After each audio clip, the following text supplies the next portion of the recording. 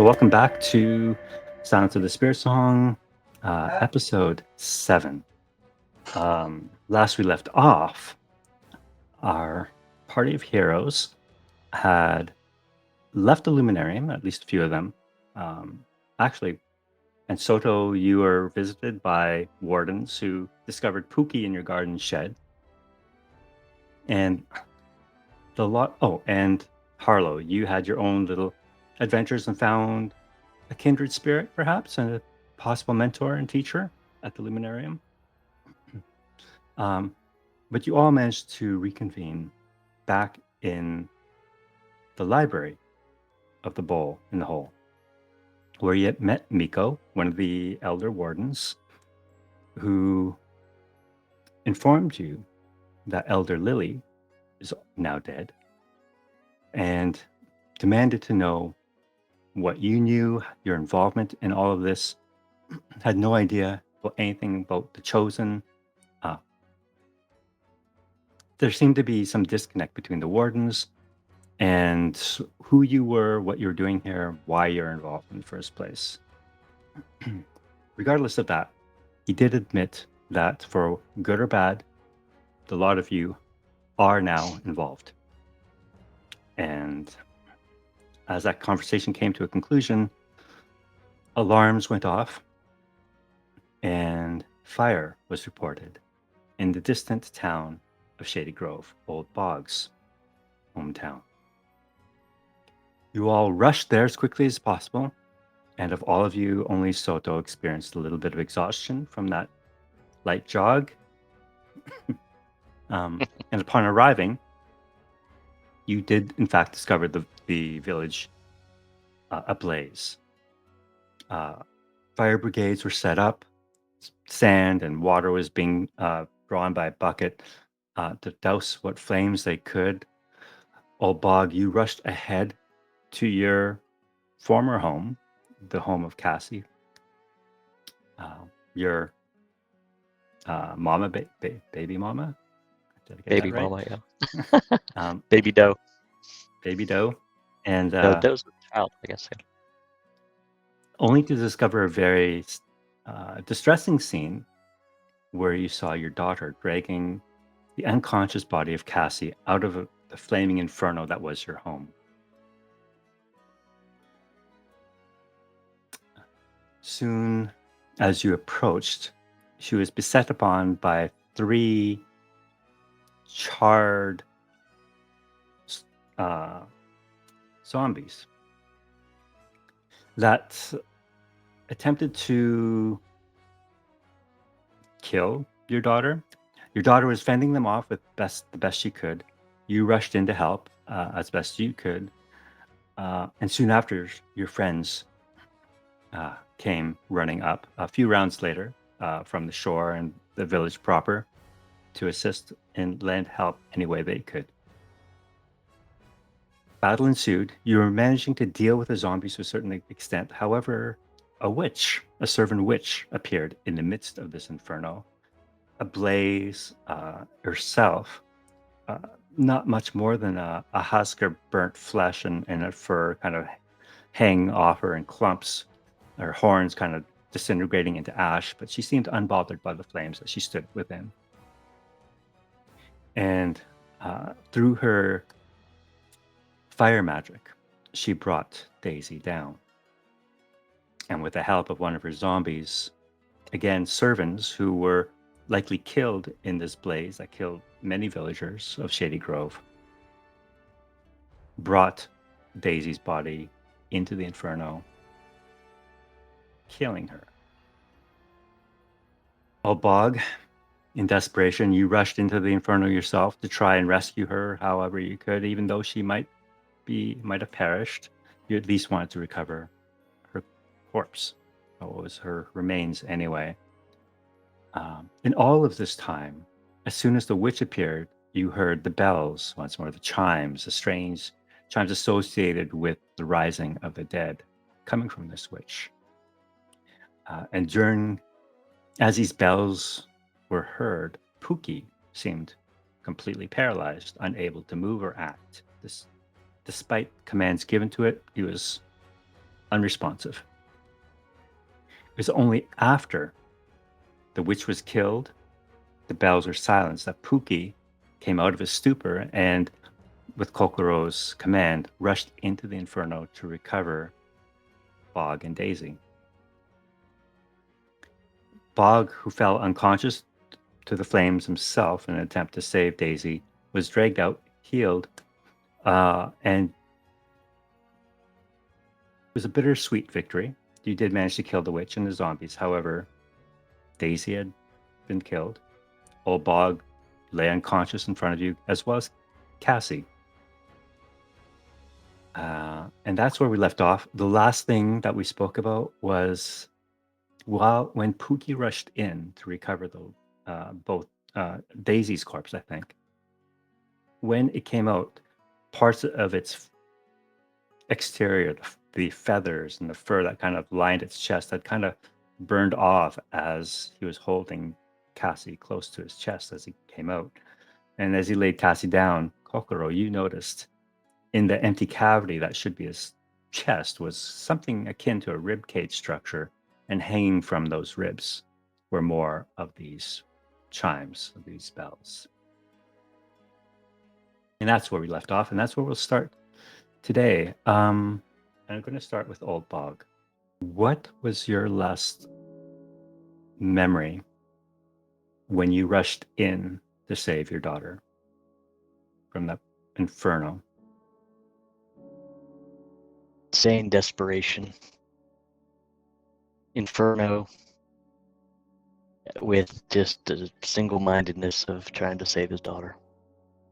Insane desperation. And would you think Only the desperation that a father could have for his child. And do you think Old Bog knows that his daughter is gone at this time? Oh shit, man. I saw it. I don't want to talk about it, but I know what happened. So, Old Bog, as you reach the body of the remains of your daughter, charred, black, you can smell her flesh burning, still pungent amongst the smoke and the flames. And as you yourself succumb to the heat and the smoke inhalation, and your consciousness drifts off into blackness,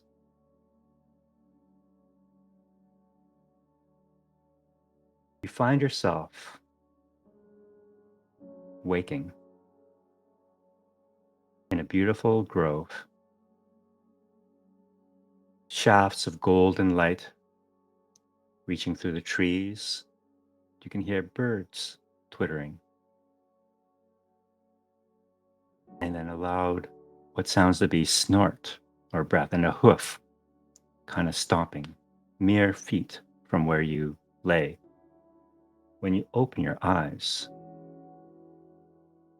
you see an enormous stag, white, with its horns stretching at least 12 feet across. It towers over you. Its horns, you see moss and flowers and greenery growing across its antlers and down its back. And wherever this majestic beast walks or stands, you can see life, flowers, grasses growing up, sprouting beneath its feet as it stands over you. And it blinks, and its mouth does not move, but you hear a deep, resonant voice echo through your mind. Old man, why do you lie in my glade? I was trying to save my daughter, and I think I failed. Where is she? I'll pick my head up and look around. She is gone with the night.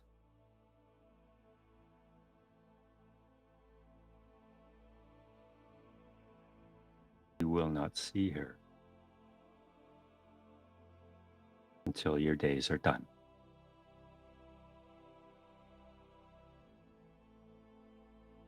Tell me, old man, do you wish to see her? Do you wish to be with her? More than anything else I've ever wanted.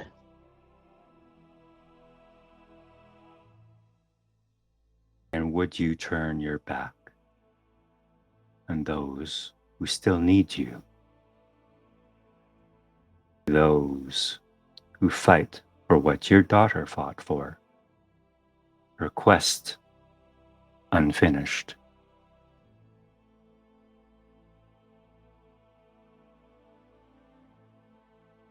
Old Bog hangs his head. I don't know.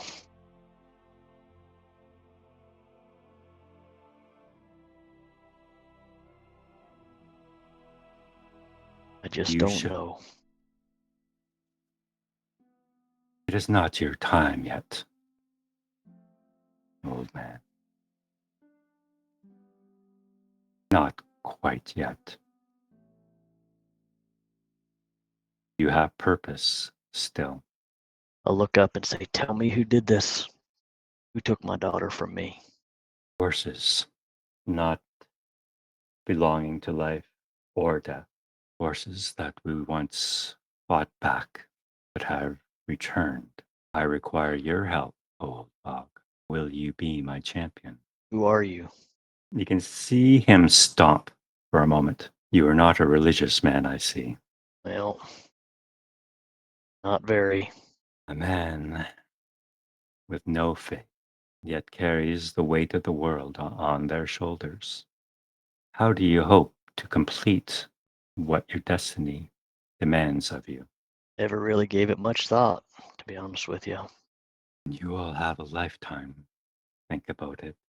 And if it's a name you are looking for, you may call me Kareth.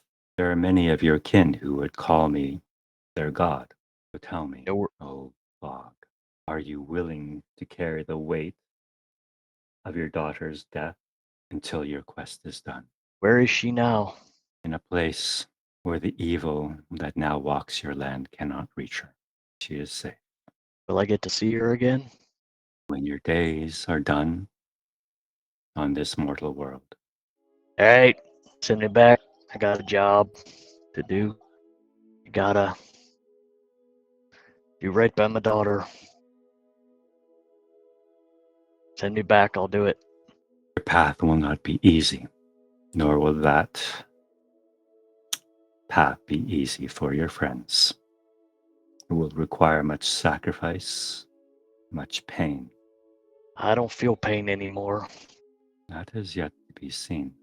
The road ahead for you is dark, and there is yet still much you must give up. I've given up everything. Can't get much darker. Not everything. Just gotta put one foot in front of the other. It is through your strength and suffering that perhaps hope can alight and defeat the darkness that is about to come. Ha! Hope. What's that? In my path is destruction. Looks at you when you say that, and he bends down close. You can feel his hot and breath kind of washing over your face, and his eyes are like deep pools of blackness and void. And you can tell he's searching your soul. This Old Bog. You will be tested. And if you choose to destroy everything to achieve what you feel is justice, then you too will succumb to that darkness and become a tool, an instrument in the destruction of everything and everyone you might have loved. Old Bog snorts and huffs like you'd hear a buck in the woods. Go now, Old Bog, with my blessing as my champion. Fail me, and that is of little consequence, but fail yourself and those who depend upon you, and everything will burn. With that, you can hear the earth shudder as he stomps 3 times. And you open your eyes to see your friends hovering over you, making sure that you're okay.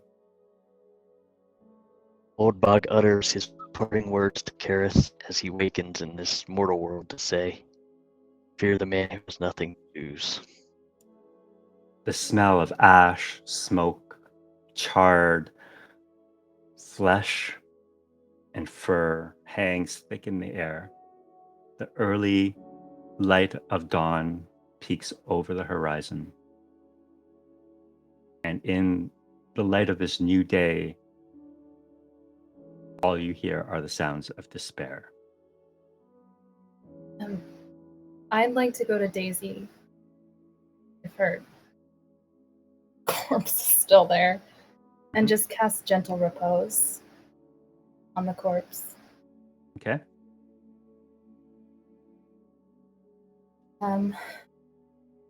This is the least I can do. There are magics I know that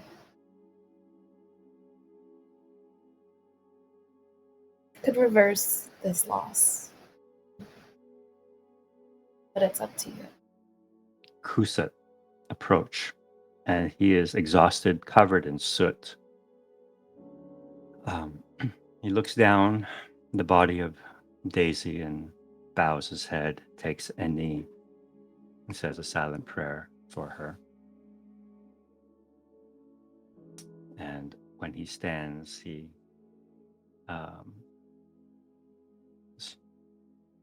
she was a brave one.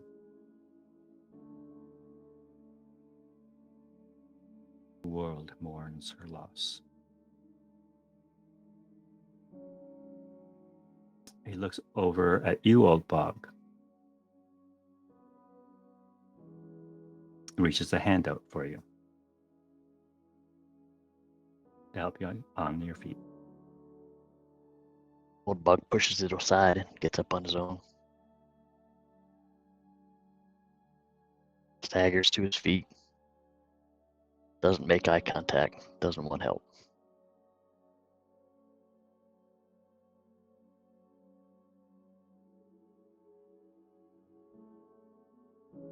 The rest of you see Pookie standing off to one side, kind of sullen. He's giving you guys space, kind of back up a bit. Realize that his chest is kind of gaping open now with a hole in it. And he's trying to pick up remnants of charred feathers and whatnot and just trying to put them back to no avail, because he's just kind of looking a little despondent and confused as to what's going on. I'm just gonna call him over and be like, "Hey, buddy, come here. What's going on?" And I'll wave over Sotto. Yeah, he would definitely go over with Kokuro because I wanted him to go and approach Old Bog, but being who he is and having his own children, even though they're not his, he knows there's nothing that he can do or say to lessen this loss that he's gone through. So we're just gonna have him go over with Pookie and Kokuro. Is Pookie making his way here? Yep. Is he like? What does he look like? Does he? I mean, I know he's like a little bit burnt, or maybe a lot of bit burnt. As far as like, is it something that's like fixable, or is it something that is like permanent damage, or what kind of vibe do we get from this? Make an Arcana check. All right. You know that Pookie is a construct. So normal curing techniques won't work in this case. But however, there are arcane methods to repair him and mechanical ways. You can either repair him physically, like replacing pieces that are missing, or you can use a spell like mending to repair Are things. there... How big is the hole? Like the damage? It's probably about like this whole midsection there is kind of open. Okay. Uh, If I could use mending, this is like, I get it, level 3. So has that happened like at the end of that battle or over the long rest? You haven't had a chance to long rest yet, so you won't have that yet. Okay, got it. I wish. I have no spell slots. Can I have Sotto pet Pookie? Just like a comforting gesture sort of thing. Okay.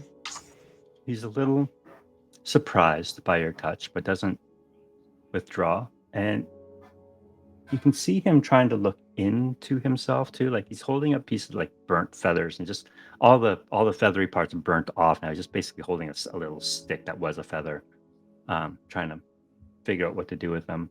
And he's looking inside himself now, and he sees for himself these stacks of chimes, kind of like in a vertical thing, hanging from his wrist, and they're kind of locked in place so they don't make any noise when he moves.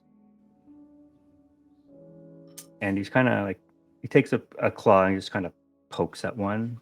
They don't, but because of the way they're secured, they're not making any noise when he pokes at them.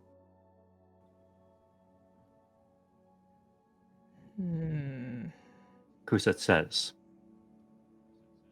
"Excuse me, but there is much work still to be done here.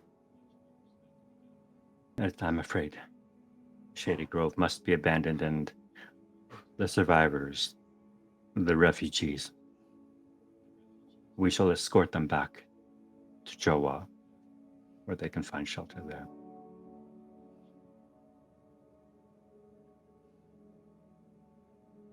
If you wish, you can spend as much time as you like here, or return with us.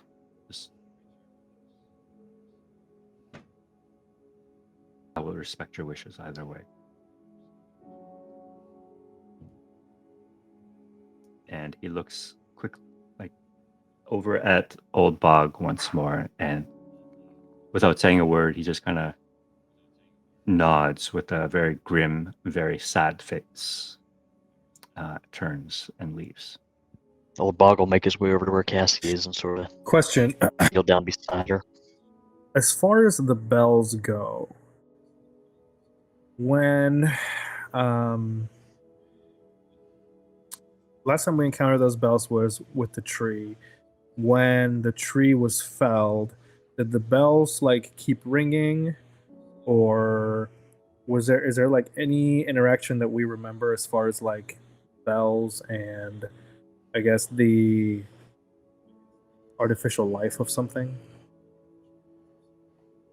So basically, as soon as the tree was felled and the bells fell silent,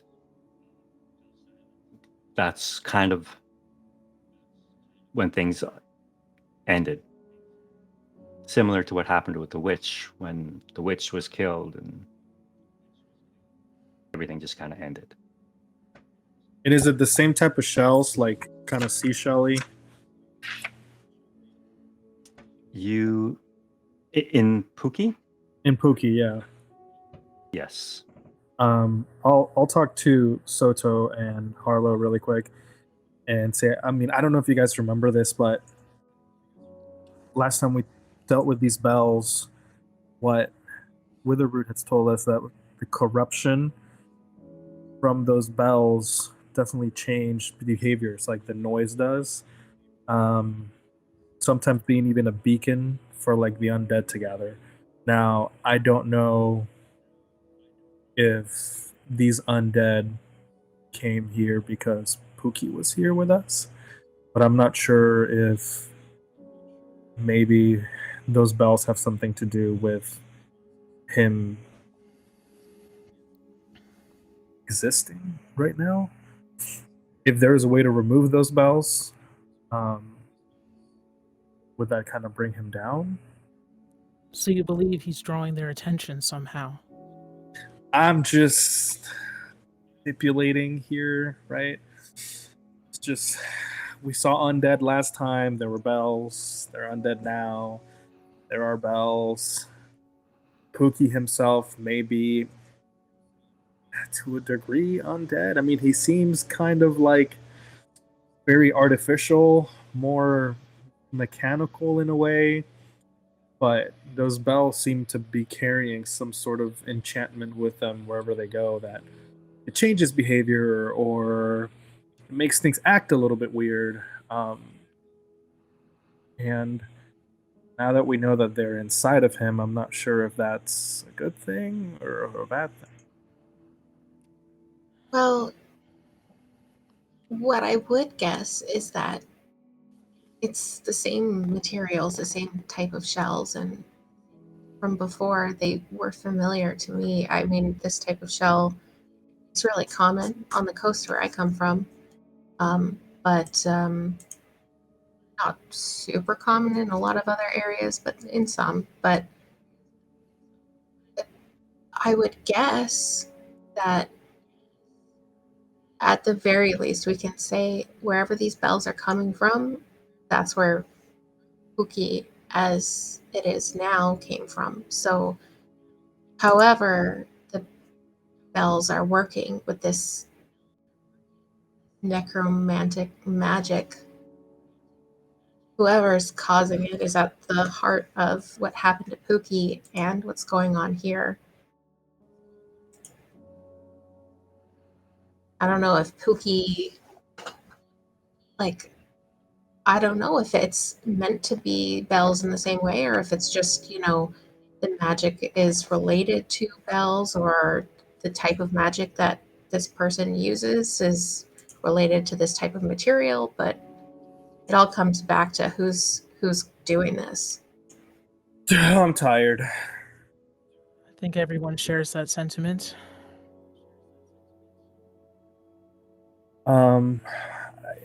How's the rest of the town as far as the fire goes? Yeah, was anything saved? No, it's unlivable now. Just got raised. And you can see the wardens gathering, the survivors, the wounded being carried off in makeshift stretchers. Wheelbarrows are being used to transport people. You see other families burying their dead off to one side. It's a pretty sad scene. So you see a small train of refugees leaving Shady Grove, headed in the direction of Jowa. Right, I'm gonna look over to Old Bog and Cassie and see if is Cassie waking up? What's going on over there? Yeah, Old Bog doesn't know much about medical stuff. He's just sort of maybe brushing her hair behind her ear. Doesn't know what to do. You can tell that she is alive. She's breathing, but she's kind of drifting in and out of consciousness. She's coughing heavily in the smoke. And you can just hear her kind of calling out for Daisy, just kind of rolling her head back and forth deliriously almost. And just, Daisy. Where's Daisy? Old Bog can't bring himself to say it. I'll look over at Harlowe and try to make eyes and say, "We need you. On over." Okay, I'm gonna kind of hesitantly kind of move my way over and stop a couple steps away from Old Bog and just look at you I need direction. I don't know what to do here. Old Bog shrugs. Doesn't know what to do either. Okay, I'm gonna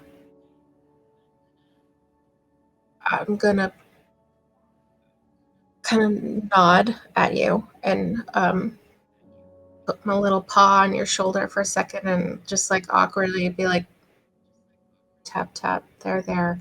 And I'm going to start putting together with my scrounge crafting ability, like a little, like a makeshift kind of stretcher thing. So it'll be easier to carry her with us so we aren't like left behind the group. And it'll take me about 10 minutes to build. And I'm just going to build it right here where she's lying.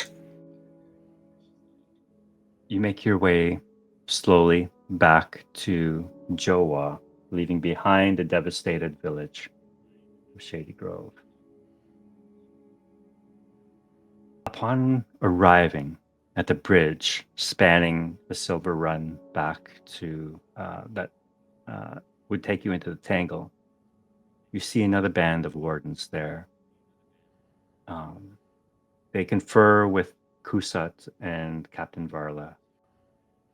They help, some of them break off to help the refugees, but another bunch with Captain Varla and Kusat approach your group. And they say, Captain Varla says, I'm terribly sorry to impose upon you in these difficult times, and especially in your time of grief, as she looks to you, Old Bog. But it is of imperative nature that Elder Warden Miko would like to speak with you once more, if you're willing. Get some care for Cassie. Of course. Many refugees, those who are sick and wounded, are being taken to the Hole in the Bowl, where they can receive attention. Cassie and, of course, Daisy are more Daisy's than gone. welcome. We can honor her with a Hole in the Bowl. They offer up prayers to Kareth for her. Need my friends too? Or we have to go? All of you. He casts a quick glance over at you, Enid. We have had some disturbing news in the east. I'm just gonna leave it at that. I do not know more than that. I will leave it to Elder Miko to relay the message. Please follow me. And you can see the wardens take up positions around you to escort you as you have Cassian and Daisy's remains in your midst. And this small little train breaks off from the stream of refugees, and you make your way back to Miko's library. So when you arrive, you see Elder Miko. He's busy going through scrolls and books, and he seems to be searching for something deep in research, or frantic almost, because you can see scrolls and papers and books kind of thrown about this library, very different than what it was before, as he's searching for something. He looks up at you and says, "Oh, please enter." And he looks to you, Old Bog, and says, "With your permission, Old Bog, I would like to take Cassie and the remains of your daughter to the Hole in the Bowl, where they can be attended to properly." Old Bog diverts his eyes to the corner of the room and nods. You see several wardens take Cassie and Daisy back to the lift, and they proceed a little further up to the Hole in the Bowl, where all the shrines dedicated to the Amaranth, the pantheon of gods, are. Once they're gone, and it's just the five of you and Pookie left in this room. He sees Pookie's open chest. Pookie's a little self-conscious of it, so he's been trying to like crosses arms over his chest a little. But Elder Migo walks directly up to him, gently asks him to move his arms, and Huki kind of reluctantly does. And as he lowers his arms, you can see Elder Migo peering into his chest. He reaches in with a hand as if he's about to touch one of these chimes, and just before he does so, he withdraws his hand. He spins around, grabs the book that he was reading, picks it up, and says, "Enid, Harlowe, you spent some time at the outpost, did you not?" Yes. If I am not mistaken, the shells that comprise these chimes are only found off the coast of the Dreamwood in the archipelago, extending past the outpost. Am I accurate in that? As far as I know, I wouldn't presume to know for sure. I don't know everywhere, but that's what I've been able to tell. And may I ask, what was your purpose on the outpost? Me? Yes, you seem a little young to be a professor or researcher. Were you a servant at the outpost? Were you?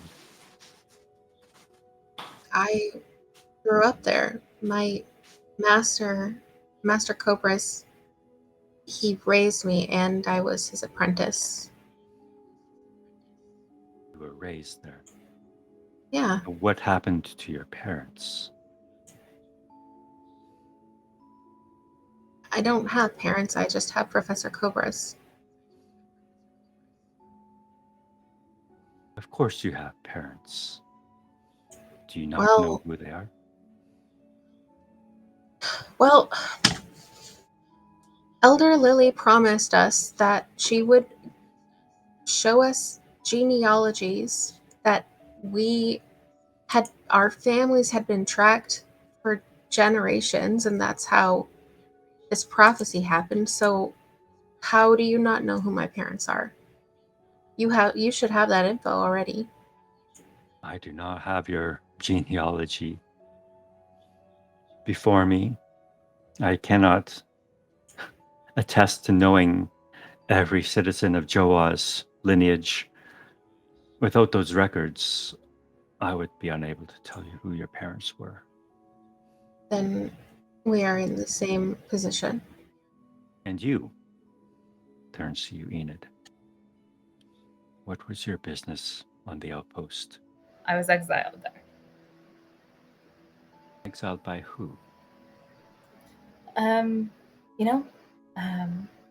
Not quite sure. They just told me to leave. That I wasn't welcome at the Luminarium.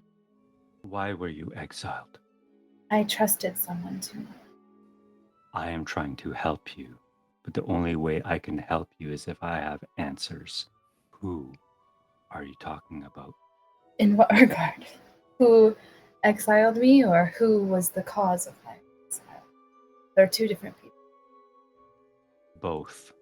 I heard directly from the dean that I was no longer welcome. Whether or not that was the source of the information, I am not aware. The person I trusted too much was Archivist Kieran. He goes back to his shelf, scans it for another book, says yes, and pulls it down, leafs through it. Archivist Kieran. Yes, appointed by Professor Silverberry. Wasn't Professor Silverberry also stationed at the outpost? Yes, I worked very closely with him. And then he rushes across the room to another section of his library, scans it, pulls another book down, leafs through it. Yes. Professor Silverberry. His research at the outpost. Interesting. And he keeps flipping through it. Here, there's mention of an expedition led by Professor Silverberry, where he was accompanied by 2 Mapaks, a man and a woman, and a Vulpin. Interesting. It says here that there was a mishap on that expedition, and the Mapaks never returned. It's a shame. The archivist is the one who is responsible for cataloging the genealogy of our vast number of residents here. Yet I am loath to ask for their assistance at this time.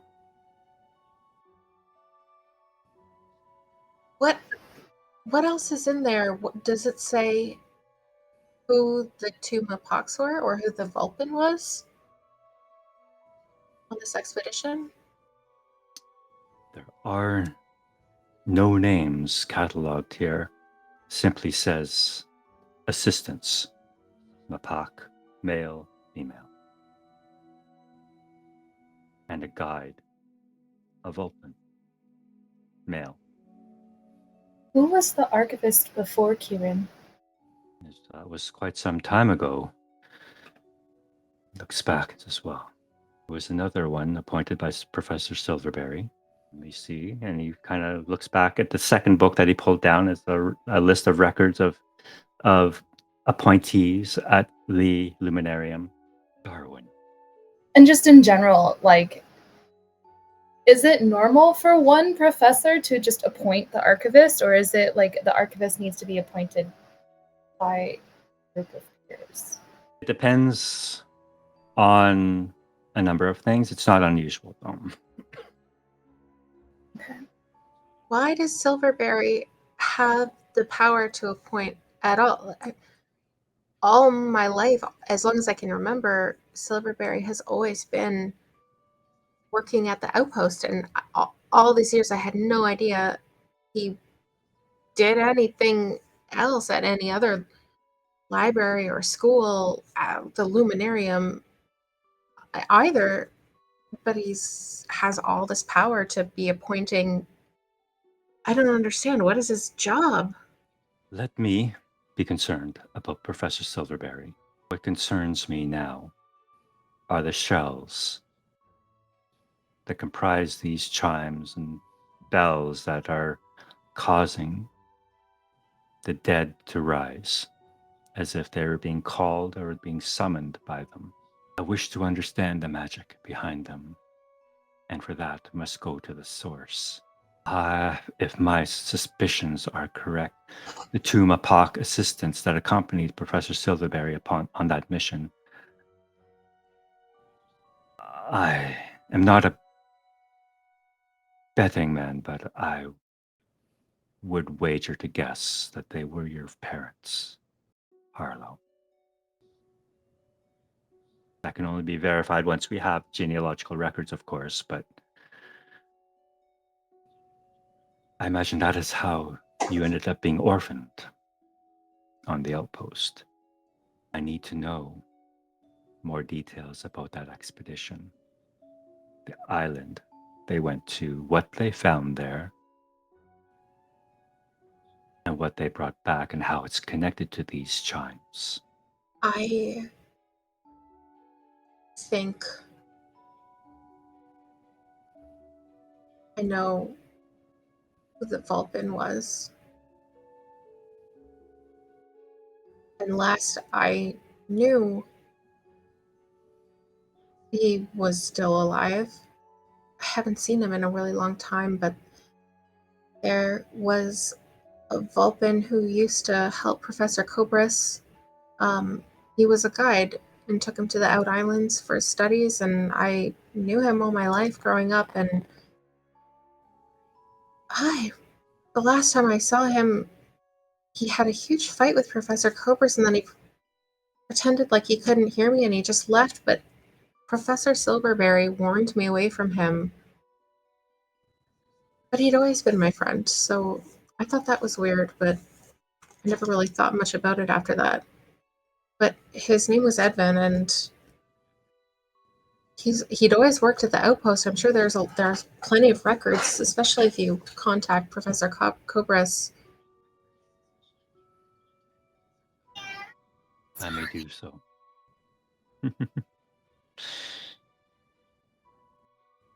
Then he turns to you, Enid, and says, "You are familiar with this outpost. You have, in your exile, perhaps become accustomed or know your way in this region. Your knowledge might be able to help in this regard." I am by no means as familiar as Harlowe, but what I do know is that in all of my expeditions, the seashells were only, in my memory, at the outpost. Before I ask you to do this for me, to go back to the outpost, find the island, and find the source of this power, I should tell you, Enid, that there has been dire news from the east, the southern range, from whence I believe you call home. From Datura? Not Datura specifically, but there is activity in the southern range. What kind of activity? They were once called the Iron Legion, ones who came down from the mountains to fight with the necromancers. It would seem their remnants have reforged their weapons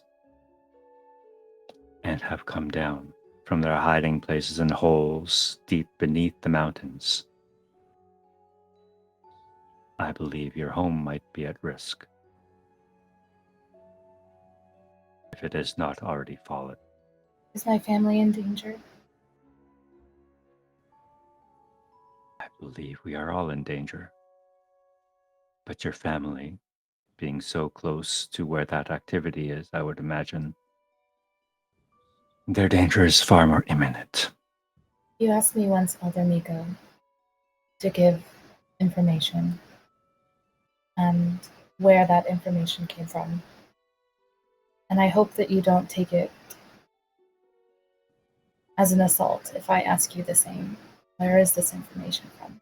There's a network throughout the Dreamwood. And he looks to you, Old Bog. Daisy was a member of that network. I would not call them spies, but they were observers. Those who would travel these vast lands and report back if there were any problems, unrest. Daisy was one of those. Who did they report to? To me. You go around recruiting Can I kids, insight check that? do your business. His expression does not change when he says these words, but this entire conversation, he's pretty much kept a straight face. And to you, Old Bog, says, "As you might have guessed, even amongst the wardens there are those that cannot be trusted. I needed to find another set of individuals that I could trust. Ones who would keep the interest of Jowa and the Dreamwood first and foremost in their hearts, and not blind loyalty to the crown or to a particular elder. I'm sorry for your loss, Old Bog. I know my words and my grief at your loss will not console you But all I can say is that she will be remembered within our Hollywood halls. What's behind all of this? What have you found out? That indeed the heart knot was stolen, was broken. The spirit that it held released, and upon its release, the Spiritsong died. And with that death, it would seem the necromancers have ushered in a new age of darkness and rage.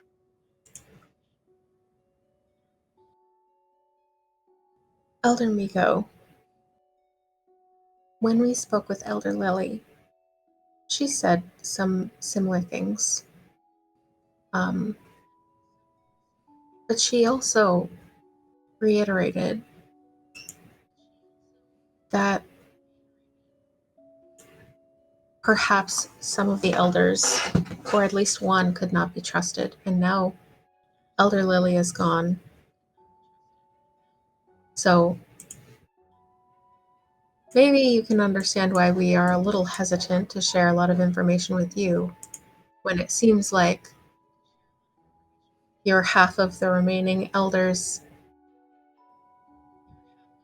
If you think that the other elders can't be trusted, it seems like you must know.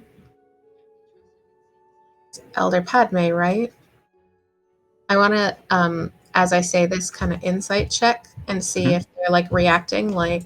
Again, he's stone-faced when you raise Elder Padme's name, but he nods. Elder Lily.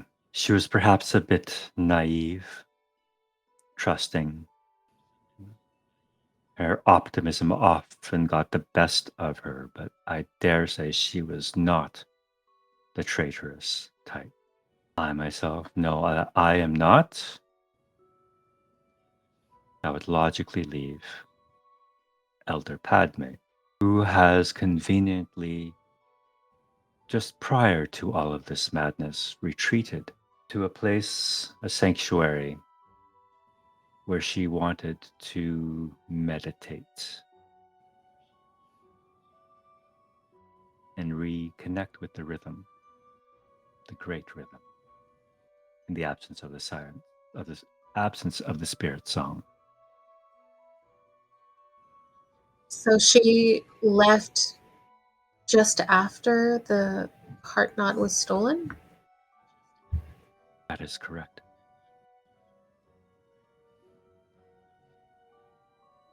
Where did she go? Her sanctuary lies to the west, along the northern range. Does it have a name or a map or anything like that? Who else is there? He looks back over his shoulder, scans the bookshelf once more, pulls down a large scroll, unfurls it, and shows you a map of the Dreamwood. So, if you look at this map here, this is roughly the location of the Jowa Evertree. This is Shady Grove. To the east here is Datura. This is the Reclam Harbor, I believe that's what it's called, and the outpost is just off the coast of that. And he points his finger here. She often retreats to the base of this waterfall for her meditations. Is there a is this map accessible for everybody, like at any time, or is this something that he just has, or like is there a rare, like how available is such a map of this area? You may take it if it helps you. And I just shared it with you. You guys can bring it up anytime you like. Yoink. Kokuro will roll that boy up. Can I compare, like, so based on the map that I copied while I was posing to be a scribe,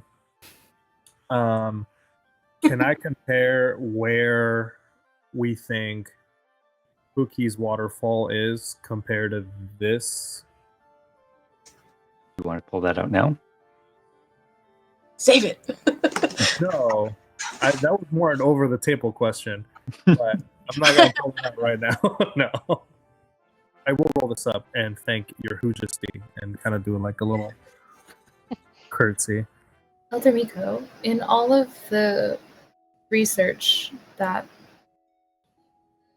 these children are doing for you, was there any ever?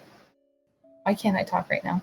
Ever any evidence or inkling that Professor Silverberry had communication with Elder Padme? Not that I am aware of. But they are I assume Professor Silverberry is a wizard of some power, and I would be unable to discern if or when such messages would be sent by magical means. You said that your observers report unrest and things like that to you. When you hear about it, what do? Like, what's the point? Well, to be honest, up until recently, most often, not much. It would often just be an argument that got physical, perhaps a little violence, not much more than that. But as the silence grew and time went on, there were signs of larger unrest amongst the southern range, for example, and even closer to home, amongst the wardens themselves. But what happened in Shady Grove escaped even me. It happened with such suddenness and furiosity that I cannot help but think that it was targeted and intentional and not simply an accident. Why Shady Grove? Husat provided me a quick report as to what happened, and he mentioned that there was a witch amongst the attackers who burned your village down. Is this correct? Old Bog nods. And it was she who carried the chimes that woke the dead that she created in this inferno. Why was she interested in your daughter? Do you think that Shady Grove was targeted to get Daisy? Or your network?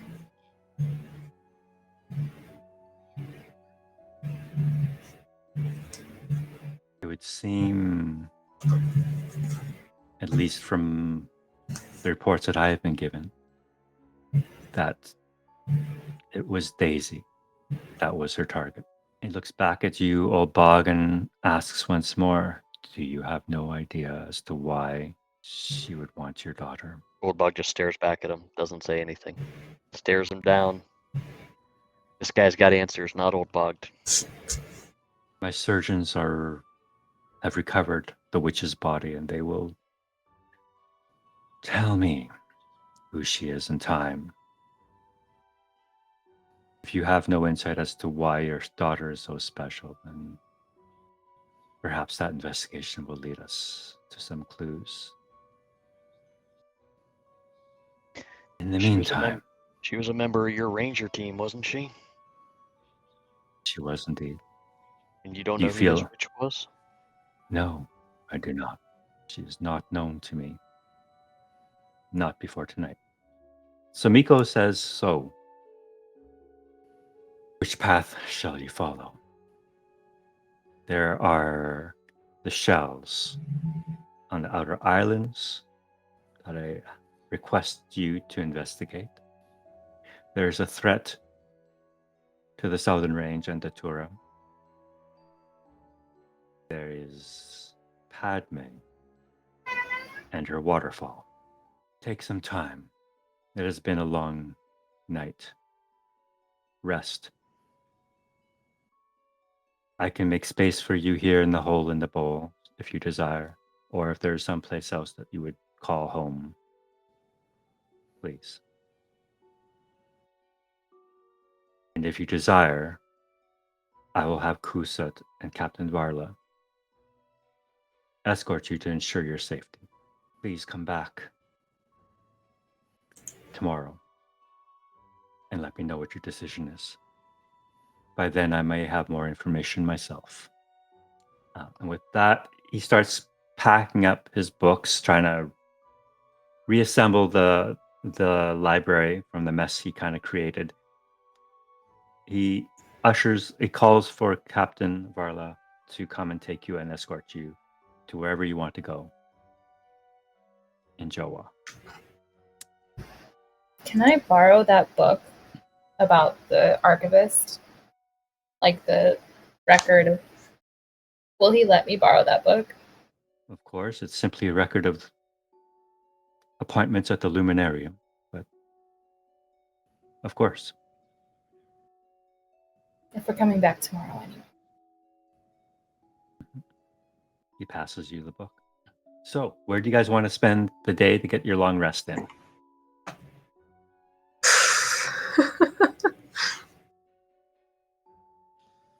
In the emergency room to heal from all this trauma.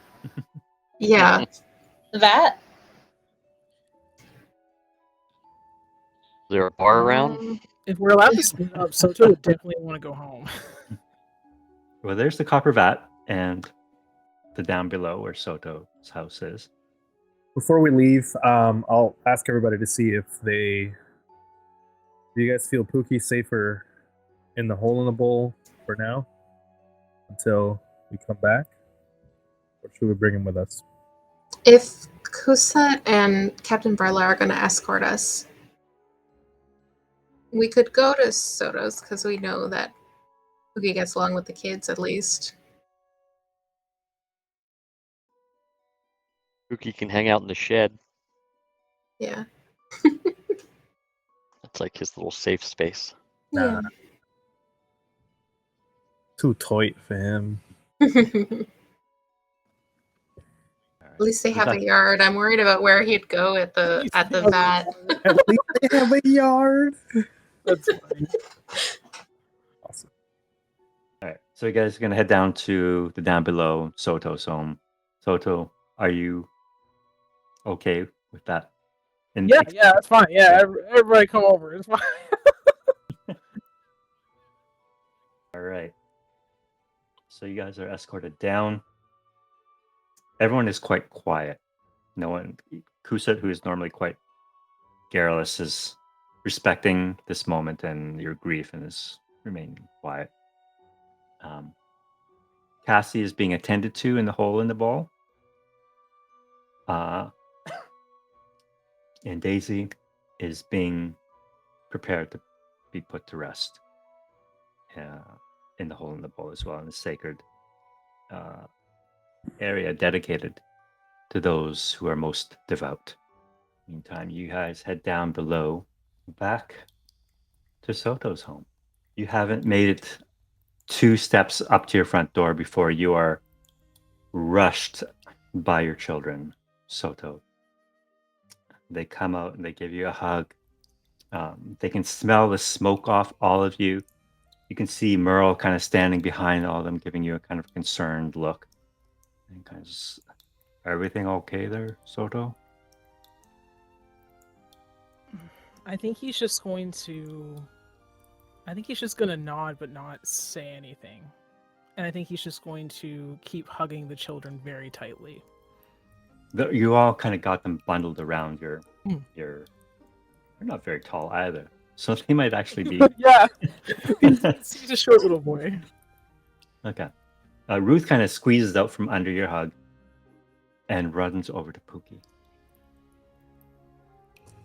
Pookie falls to one knee, extends a hand out. Ruth kind of steps into him and embraces him and just kind of wraps his big feathery arms around Ruth. Okay, are they doing anything else, or that just seems so formal? No, they just kind of embrace each other. They seem genuinely happy to see each other again. Ruth takes after they release each other from their embrace. Pookie stands up again. You can see Ruth just grab one of his claws and just kind of drag him into the house, or try to at least. Pookie is not going to fit in your home.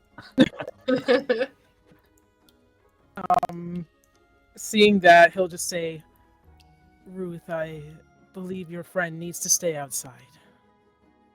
Rough. Okay, I understand. Yeah, he's a big boy. Come on, Pookie, let's go around the back. And it kind of guides him by the hand to the backyard. And you can see your other two kids, TP and I keep forgetting the other guy's name, Marcel. They're chasing them back into the backyard, saying, "Ruth, don't hog him. We want to play with him too." And so they disappear into the backyard. Merle ushers you all in, and Sotto, your place always smells good. The smell of home cooking. And Merle does not disappoint. He's got something already whipped up, and he feeds you guys as much as you like. And he looks at all your friends, Sotto, and says, kind of leans into you and says, I'm not sure if we have space for everyone. Some people are going to have to sleep on the floor. I don't know if we have enough cushions. Merle, you're worrying too much again. We just need some space to recollect our thoughts for now. Oh, okay. I'll maybe we can fashion a cot out of some sheets or something. Don't worry. I'll take care of it. And Don't put everything on yourself. I'm sure we can make do. he pauses for a moment, puts down his spatula, looks at you. Sotto, I worry about you. Ever since you found out about your sister's death, you've been distant, both literally and figuratively. I don't know what's going on with you. You come home with monsters and strangers and smelling like you were in a fire.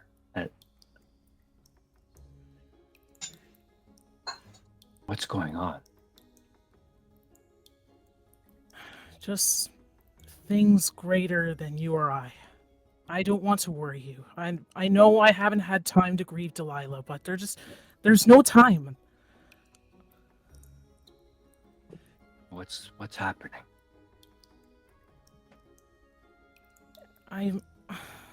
If I wanted to tell you everything, it would take hours, days. Don't mean to stay then. With all my heart, I wish I could, Merle, but they all need me. Your children need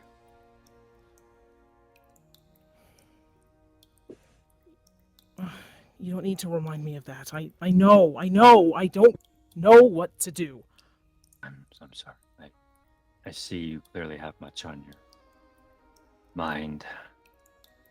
I do not mean to add more trouble, be more of a burden on you. I'll No, stop. just That's not make true. you dinner and He's just gonna look like so upset. Like everything he's saying is just making it worse. I don't think rest. he knows what to say anymore. Rest. I'll let you know when it's ready, and your friends can rest too. Wherever they can find a place to sit or lie down, they're more than welcome. And your warden friends, they're just standing outside the door. Are they guarding? Are you? They're meant to be our escorts. Are you in danger? Are Is this house in danger? Are our children in danger? No. And I would do everything in my power to make sure of that. You see Merle, who's usually quite talkative, and just kind of falls silent as he kind of turns his back to you and just starts messing around with the food in the frying pan. It's kind of almost ignoring you. Oof, man. Don't turn your back to me like that. You know I can't handle that. I'm sorry, Sotto. It's been hard on me too. I don't know where you run off to. I don't know if you're coming home or when. The feeling is mutual. Listen, sounds like you've had a long day with your friends too. The servant especially. You guys, rest. We don't have to have this conversation now. That's fine. We'll leave you be then.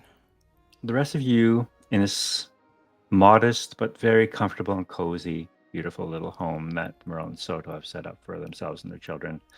I managed to find places to sit, whether it be the one couch or... Actually, Sotto, how about you describe your home and figure out where you're going to put these guys? Okay. I feel like it's kind of cave-like. It's a burrow. He's a burrowing owl. There's probably roots coming out of the ceiling. There's probably little hallways, little tunnels that lead into other little sections of the dwelling. So there's probably a couple that are rooms. There's definitely a shrine or an altar to Altus somewhere that Sotto put up, and he likes to teach the kids all about his mantra, doctrine, whatever.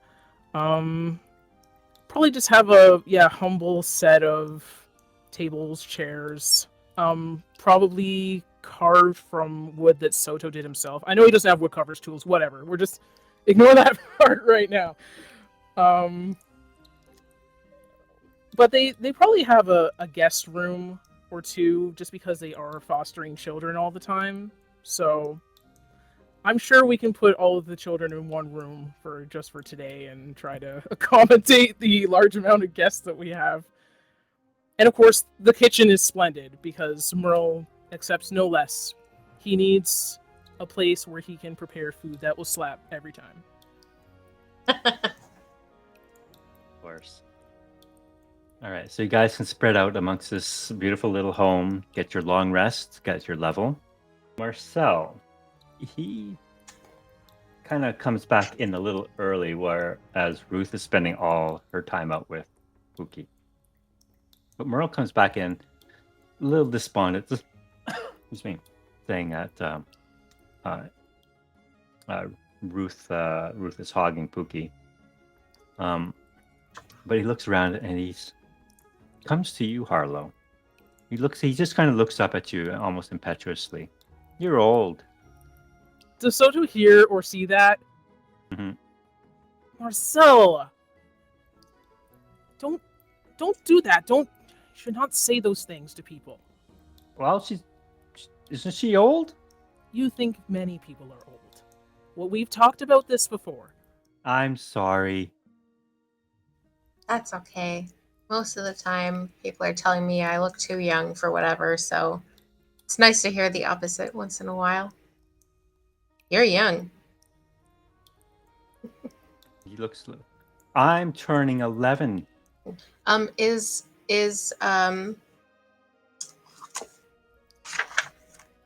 Marcel? What type of creature is Marcel? A pock. Fuck. Okay. Well then, you're not that young, are you? You're pretty grown. Mm-hmm. Grown of us. Mm-hmm. What do you like doing? What do you want to do when you're like grown? I'm going to be a warden when I grow up.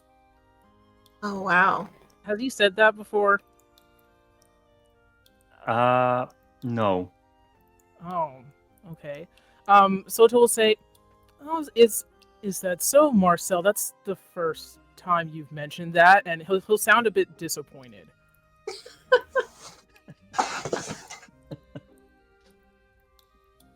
Like, oh, really? Yeah. I want a big white cloak. I want a big sword. And he starts making motions like as if he had a big sword. Whoosh, whoosh. Chop off the heads of bad people. If that's true, you really have to start eating your vegetables then. He looks at you when he says that. And when you say that, and it's like, "Aww, do I That's have to?" You should know, vegetables are not that bad. The only meal I've ever had with a warden, we all ate bugs. Did your parents make you eat bugs?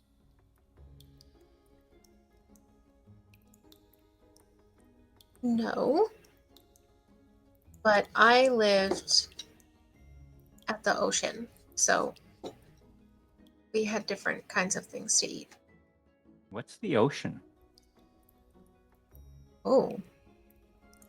Ocean is like the hugest water that goes so far you can't see the end of it. Wow. It's crazy, right? Daddy, I want to go to the ocean. Can we go to the ocean? Maybe someday, Marcel, but not today. And then he turns back to you, Harlowe. Is that where your mommy and daddy live? Well, I don't really have a mommy and daddy, but it's where Everybody. almost Everybody. Well, I got two daddies. Do you have two daddies then? well, I don't know actually. Probably not, but I have kind of grew up with just sort of one dad-like person, but Oh. yeah, I never really met my parents as far as I know. Then you can see Marcel kind of reach back to Sotto and grabs you by the hand, Sotto, and drags you forward. Just, you can share my daddy, so you can have two. That's very nice of you, Marcel. Do you remember what I told you, that families come in all shapes and sizes? Yeah. Yeah. Well, Pretty old to be my sister, though. maybe. But I do appreciate the offer. Maybe we can be like cousins. Okay. Sotto's just going to shake his head like, this kid doesn't learn. You know what cousins do when they say hi and goodbye? What do they say? Well, it doesn't really matter what you say, but you do this. And I'm going to show Marcel how to do high five. And then I'm going to do like a cool spin and like low five at the end. Yeah. Yeah. All right. Marcel is doing his best to imitate what you do. And he's elated at this, and he goes to rush off and tell how cool he is now that he has a cousin. He's going to flex on the other kids. And that TP doesn't. Oh, God. What have I You're started? causing unrest amongst my children. I don't have any cousins either, so. All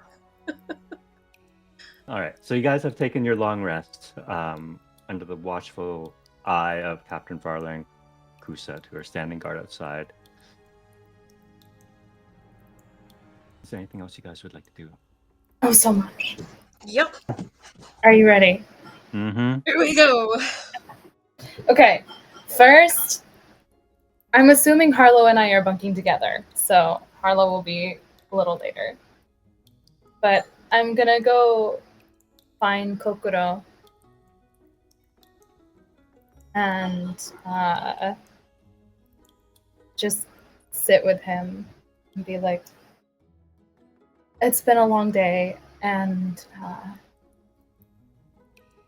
I'm sorry that it took so long to get here, but while I was speaking with Kieran, they offered me something that I think would be of interest to you, and I just hope that it's not too much after what we've experienced. And then I'll give him like his genealogy. Take your time to read it. I haven't read it.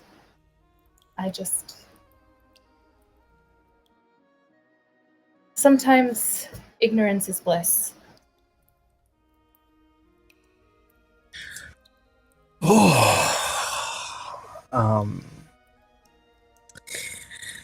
Sometimes, but sometimes it's worse if you are ignorant. Thank you. How did you get this? When we requested your genealogy from Elder Lily,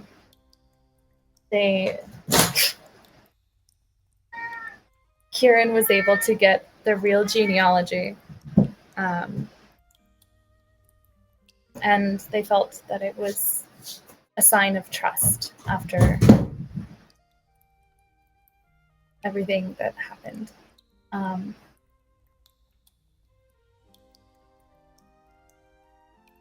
No need to get into all of that right now. In a show of good faith from Kieran to me and from me to you.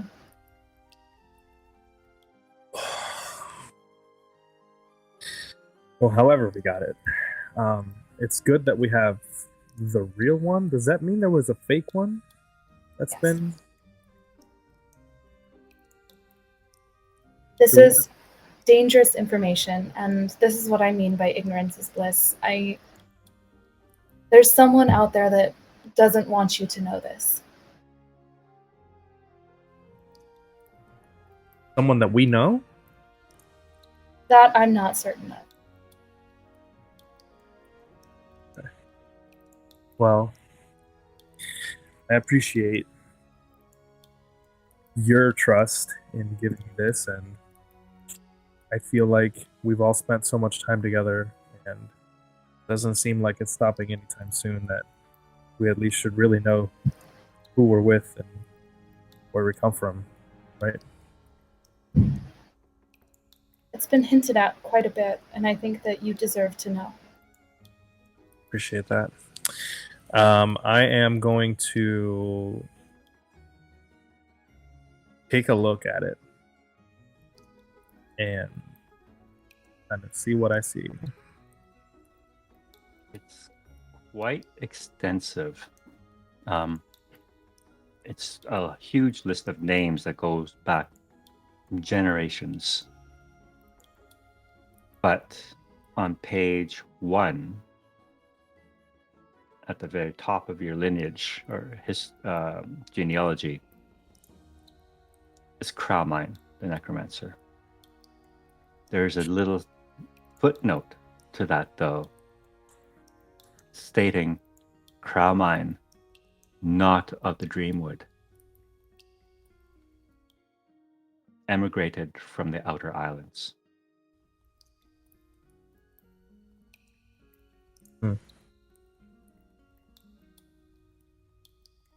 Okay. I will... How extensive is this? Follows the male, the first male of every generation down to you. 1,000 years worth of genealogy. Exactly. It's pretty big. Any other names that stick out to me or anything? No, often you find footnotes associated with certain individuals of note, perhaps if they were members of the aristocracy or if they were noted musicians. There were apparently a lot of well-known musicians and performers in your family history. Not unheard of. It actually brings kind of a smile to my face. That's actually awesome. Okay, cool. Yeah, I'm just gonna kind of sit and go through 1,000 years worth of genealogy overnight. And just think of what do I know what the outer islands are? Yes, you would. They're on the off the east coast of the Dreamwood.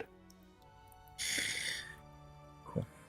Well, thank you, Enid. I'm just gonna take through this and. Enid's already gone. She fully left. Okay. Me, I'm just like in my own world. Like, Did Sotto ask for genealogy as well, or was it just Harlowe? No, he didn't ask because it was basically shoved down his throat his whole life. So, no, he didn't need some piece of paper to tell him what was the truth. So, no. Then I'll return to my bunk with Harlowe and just literally every piece of paper that I have collected over the past couple of days is out on the floor. Books, scrolls, Kieran's book, Jesus. like just all out over the floor.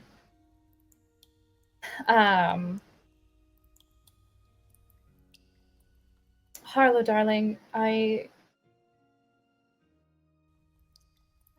feel that I have an apology to make to you.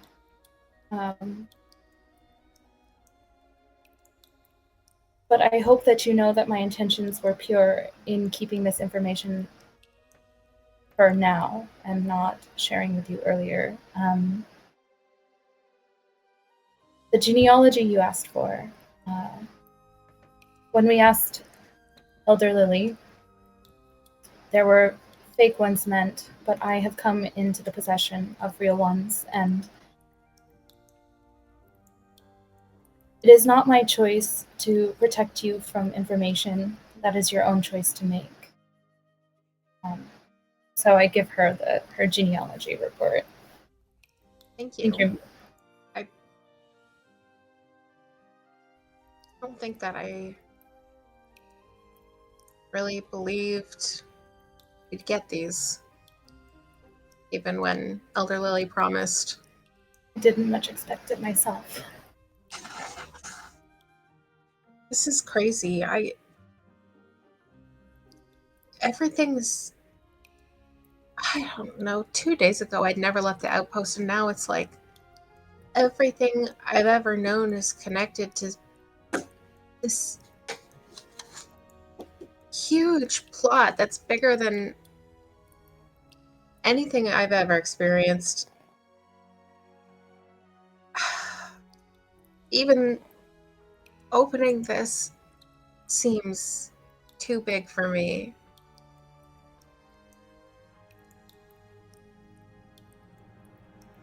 I don't know.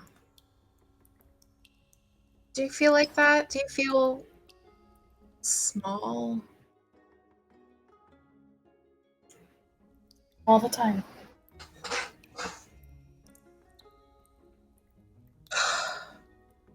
You got this at the Luminarium? Yes. How was that?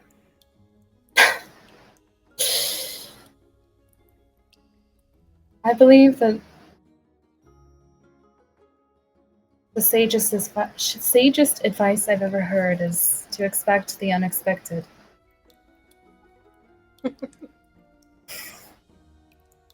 Yeah. Things don't always seem as they are. Can't talk today. Well, we've had a bit of a crazy day, so I think we'll forgive you for that one. Thanks.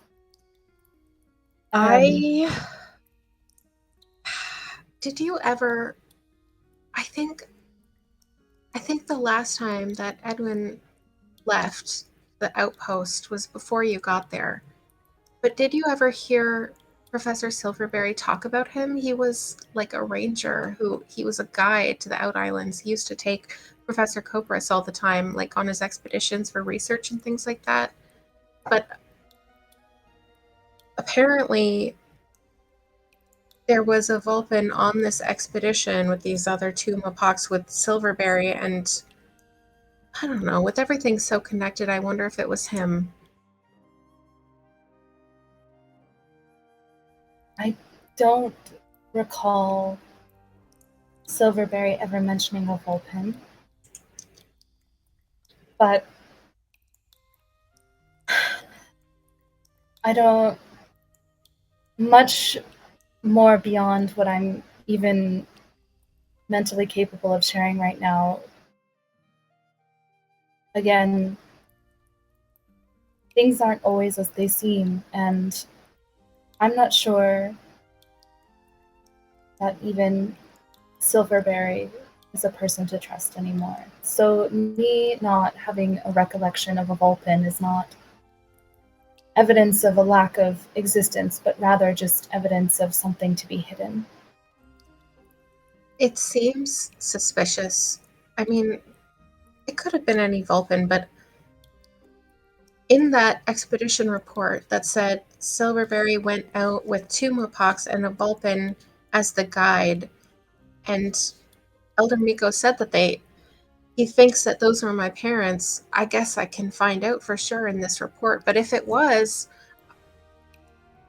I feel like that Vulpin had to have been Edvin, and Silverberry tried to warn me away from Edvin, and we've always been friends, so that seems suspicious to me. If Edvin knew my parents and Silverberry was trying to keep me away from them or from information about them, it seems so odd. Well, it seems that the evidence is quite damning, but there's still much research to do, and I think that you can actually help me in this. I haven't had much luck in reading Silverberry's tome, but Kieran believed it to be very important. And I think that we should give it another try if that's something that you would be willing to do. Of course. Yes. We can share notes. Okay, yeah. And you said that you had suspicions about Professor Zuko? There's so many questions now I have. Professor Cobras apparently sent me to the Luminarium to study under him, but you said you'd never heard of him before, and the last I heard from Professor Cobras, he certainly didn't seem like he was sending me to study anything that he never really seemed to approve of this line of study. Harlowe, the things that I have seen you create are spectacular, things that I never thought could exist. And the way that Professor Corbus talked about your research as if my magic had any more significance or importance than yours was never accurate. And so I hope that Professor Zuko, whether I heard of him or not, is not enough evidence to prove anything much more than, but in evidence with what I know of Professor Corbus. It doesn't sit right in my bones. But it's not for me to decide. All right. Well, it seems like there are a lot of things we need to figure out answers to. Maybe I'll take a look at this. And I'm going to kind of sort of just like turn away and like sit down wherever there's space in here and like kind of look at this folder with the info in it and like kind of hype myself up a little bit. I think I'm gonna like maybe put it down for a few minutes and like take out my dragonfly box and kind of look at that for a while and just kind of think about things before I have the sort of mental fortitude to actually dive into it. I take a deep breath in. Okay, I'm gonna read it. What's in here? Okay. Open it up. First page. The root of your genealogy begins with a Mapak named Pongo. And it says little footnote there. Hero of the Dreamwood, ushered in the Spiritsong. Patron of wolves and guardians. And then you see a long list of names, generations, 1,000 years generations. Again, just similar to Kokuro's footnotes here and there about Mapaks of note. There are more than a few that ended up on the wrong side of the law. Just as Kokuro's family history has a lot of artisans, musicians, your side of the family seems to have gotten themselves into a lot of trouble. But it comes down to your parents, and it ends there. There's no mention of you. And I'm not sure if you have a record of your parents' names. I do not. I didn't write anything. Yeah. Because the names that appear there are Remy and Honey. And the notes associated there are Lost in the Outer Isles, Remy, a noted tinkerer, Honey, a noted naturalist. And you see beside the name of Honey, a dragonfly. I'm gonna take my dragonfly box back out and hold it kind of near it and just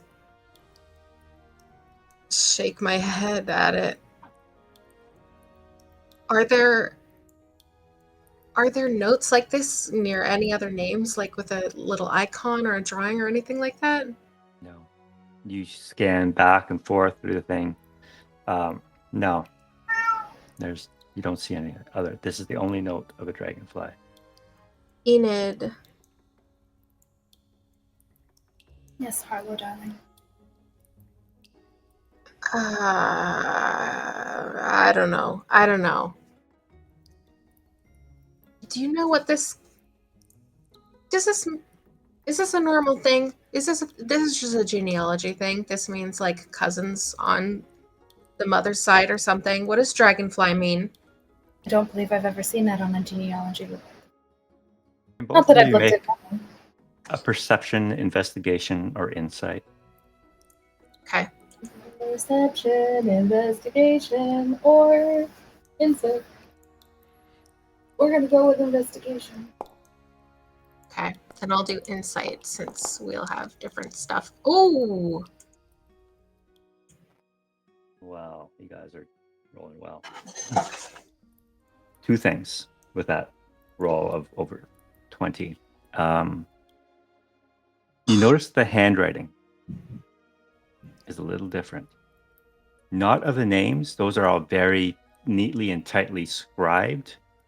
The footnote is a little different. And as you mentioned, the dragonfly seems a little out of place.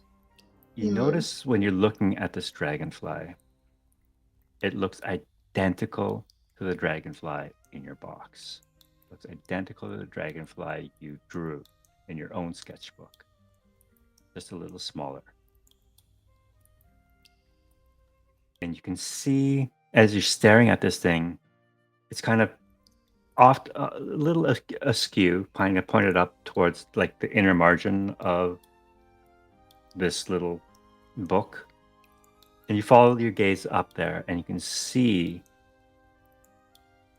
tiny script kind of written almost right into the spine of the book.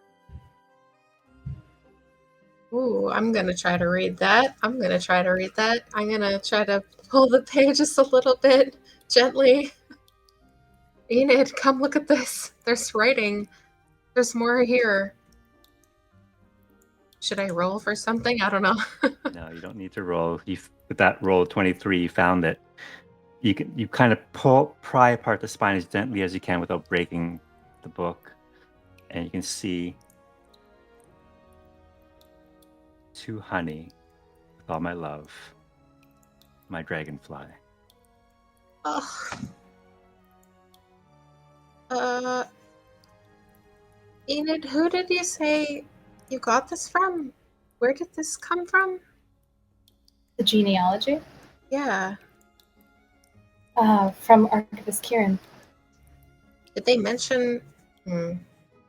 So the footnote was the part that said "Hero of the Dreamwood, Spiritsong, Patron of Wolves and Guardians." That's for Pongo. Yep. Okay, and then the other. What else was in the footnote? Like, it appears that this was written by the same person. Yeah, so it was all written very similar scribe-like handwriting, very formal type writing. Okay. Except for the dragonfly, obviously. Okay. And a little scribble up the inner margin. And with an Interesting. insight roll of 23, I'll say a few dots get connected for you. Your father was a so-called tinkerer. Your mother, a naturalist, a biologist in that time, I guess. Dragonfly was apparently his nickname for her. You take a look at the dragonfly in your little box, and you have a flashback to your childhood. You must have been so young. You've seen this box before. What the fuck? Sorry, not out loud. This is why you were able to draw it from memory subconsciously. It was a gift from your father to your mother. Okay.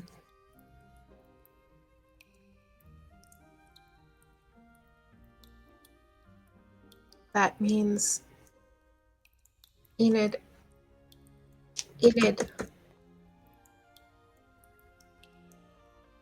I remembered something.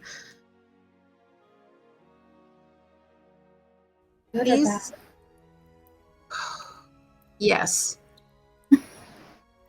I'm gonna hold out my dragonfly box, but I'm not gonna with my hand still around it. I don't want you to take it, but I'm gonna show it to you so you can see the dragonfly. And Edvin gave me this box because I drew a dragonfly in my sketchbook years ago that looks exactly the same without ever having seen it. But now I remember this box. I remember this. My father gave it to my mom. These are my parents. That means Edvin had the box. That means it was him that was there on the expedition with Professor Silverberry. And he was warning me away from him. And the last time I ever saw him, he had a huge fight with Professor Cobras. And then he walked out, and I did everything I could to get his attention. And it was like he couldn't see or hear me. And I thought he was ignoring me the whole time, but now I feel like something more was happening. I feel like I need to find him to get more answers. That sounds like some quite powerful magic, Harlowe. Are you okay?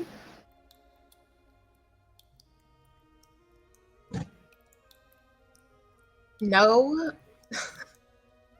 This is a lot. Yeah. But I don't know. It's a lot for everyone. Old Bog just lost his daughter. There are so many things going on here. I feel like we should go talk with everyone and tell them at least about this lead. If we do that, by the way, we don't need to like re-explain everything. I'll just say that we told them. That's fine. Just keep repeating information all Yeah, sure, guys. over again. I think that there's a lot of conversations that need to be had. Tonight, I think it's best that we rest. It's not healthy to keep things unprocessed. I need to know that I did the right thing in sharing this information with you. Enid, I don't know what's going to happen, but my whole life, all I know is that more information is always the solution. There's nothing that you can't figure out if you don't just get all the information. If you learn everything that there is to know about something, there is a way to fix it. Always. If there isn't, you don't know everything yet. Quite insightful. Well, I hope so. That's just been my experience so far. But we'll see, I guess. Kieran did seem quite concerned that this information could put us in danger, so I hope that you're just keeping an open eye. Yeah, well, the last few days, I don't know. I feel like we all will be, right? So, yeah. Okay, well, yeah, I guess. Yeah, if you're tired, I don't know. I think I'm going to walk around for a bit before I go to sleep. Of course. I'm going to read. Okay. So Harlowe needs to like get the jitters out a little bit, and I think she's just gonna kind of like go in the backyard and like say hi to Pookie and like do some laps and like just like walk it out a little bit before she comes back to look at the tome. When you go out back, you do notice that Ruth is still with Pookie. And they are singing together. Aw. Pookie's trying to sing. It's mainly Ruth. What are they? Are they singing anything like that we'd recognize or? Ballad of the Spiritsong. Cute. Can I just while I'm back there, like scrounge craft? I don't actually know if this would work. I can spend like 8 hours, I think, over a long rest to like make something permanent. Can I make like just like a little covering thing with some feathers on it for Pookie since they were uncomfortable? Just kind of like Velcro it on top so that it's like not embarrassing for Pookie, just so it stays there. So you have a roll of duct tape. You can fix anything with duct tape. So Cool, yeah, cool. not a problem. Is there anything else that you need? Yes. Okay. I told you it was a long list, but these two things will be short. Okay.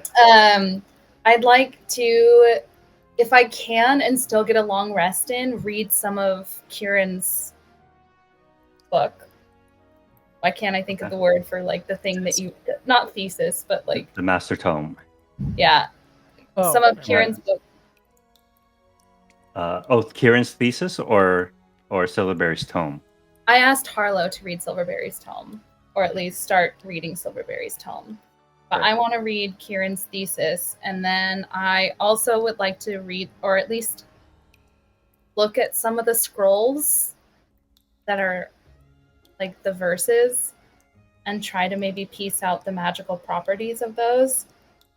And also, I would like to cast Find Familiar. Casting a spell will break your long rest, though. But we'll say it only takes an hour, so we can do it after your rest. You can do it first thing in the morning. Whatever. Yeah. Okay, not a problem. All right, so first of all, I'm going to have you roll a straight intelligence check to see if you can understand Karen's thesis. Intelligence check. Here we go. Except it's not letting I actually make it Arcana. Actually, sorry. Arcana. Sure. Karen's thesis is quite. You're surprised that it is actually quite good. It's very thorough. And Karen, when they did their line of study, it was very similar to yours. A lot of overlap, a lot of study of like the stars and whatnot, but their focus was on the great rhythm and how it influences things in the Dreamwood, specifically people's relationships with one another, and how the spirit song was a manifestation of the great rhythm. And Kieran's thesis was, is the spirit song the great rhythm or not? Can you have one without the other? And that was their thesis, and their conclusion for that was that the spirit song was not necessary. The great rhythm should be enough. And the spirit song, if anything, put further constraints on people's behavior as opposed to giving them freedom. That was their thesis. I'll just say to myself, well, why choose mine? Like, why did Kieran have to steal mine? This is great on its own. Like, that's just the kind of question I'm pondering in my mind as I'm reading. Okay. And the next piece of lore, the scrolls and whatnot, the verses. Yeah. So remind me, you were given the one verse from Professor Tuttle before you left the outpost. Did you? I don't think you got any more. That was the only one you have. Right? I have the book from Witherroot, is what I'm referring to. Okay. I need you to make investigation roll for me for this one. And do. Wow. All right. 30. Jeez, your rolls are awesome tonight. Okay, so you can see the verse that Professor Tuttle gave you, and you're looking through Witherroot's notes and his book of songs and sonomancy that he had compiled, and the formation of the ritual that he created to create the spirit song in the first place. And you can see that the verses match. The first verse matches. The problem is, in Witherroot's notes, he has explicitly defaced or removed the other verses. And then, like, so these verses are like the only spells in this book. They all lead up to the culmination to the ritual. This whole thing was his research on how to create the ritual that would bind a spirit to the heart knot and create the spirit song. But he's defaced all of it. He's defaced the other four verses. Part. Yeah, he's defaced the 4 verses. You've only got the first verse. The first verse. Okay. Yeah. And can you make an insight check for me, please? Sure. Insight. You recall from your time spent with the root in his glade, his remorse, that he will always look back at that time almost in shame for what he had to do to bring the spirit song in, and that he had asked you not to judge him harshly if you ever found in the same position again, yourselves. And then you kind of put 2 and 2 together, and you realize that he's probably intentionally defaced the rest of the ritual so it can never happen again. Yeah. Okay. And then just like the last thing, like I said, is just fine for them in the morning. I guess. Okay. Kokuro. I remember earlier you mentioned that you wanted to compare maps. Yes. Well, we'll bring you back to the map page, Let's map it up. and you look at the map that you scribed, Mm-hmm.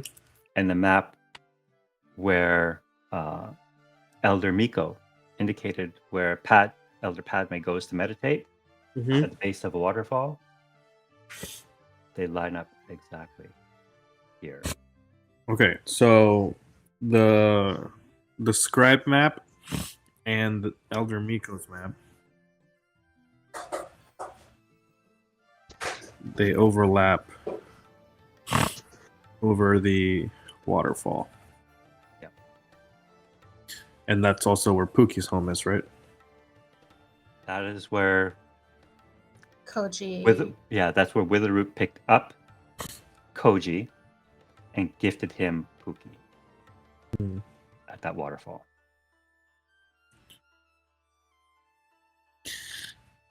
Okie dokie. And then where are the outer islands on that map? Does it show? If you scroll, scroll to the left, past the harbor, past the ship, you see the triangular island. Oh, that little triangle? Okay, yeah. That's the first of an archipelago that kind of extends out. All right, I want to try to fill in the map that I scribed with this map, just in case for whatever reason we lose one, we have a copy. Okay. And I don't have to do it all tonight because I'm sure that would take forever. So, like, I'll probably just do like a chunk of it, and then like every time we do a long rest, I'll try to do some more map stuff. Okay. Old Bog. I'm not sure if you're still with us. I am. Hi. Okay. How's Old Bog spending the night? The imagine that Sotto's has a kitchen table quite a bit smaller than Old Bog, so he just grabbed a corner chair and slumped and head and hands on the table. That's about it. Sotto, where would you be at this time? Probably with Merle. Well, if Old Bog is in the kitchen, Merle's probably around. So Merle would likely engage Old Bog in conversation. Yeah. So if you're there too, it'll be the Sure. three of you. So when Old Bog, you pull up a stool in Sotto's kitchen. Mm-hmm. Merle just kind of gives Sotto a quick questioning glance, and then turns back to Old Bog and says, "Everything okay?" I don't want to talk about it. So, if you ever do want to talk about it,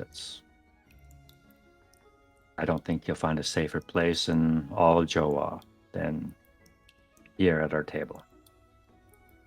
Yep.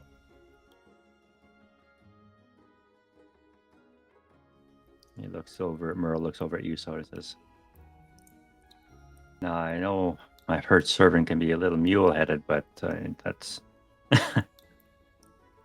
this one here." Yes, what- this is normal behavior. Not just of a wounded man. He turns back to you and says to you, Old Bug, I'm sorry, I didn't mean offense by that remark. I see. You need more than just physical healing here, and I've just the recipe for that. And I'll fix you up a beautiful chocolate dessert that'll just like melt away all your troubles. At least for a moment.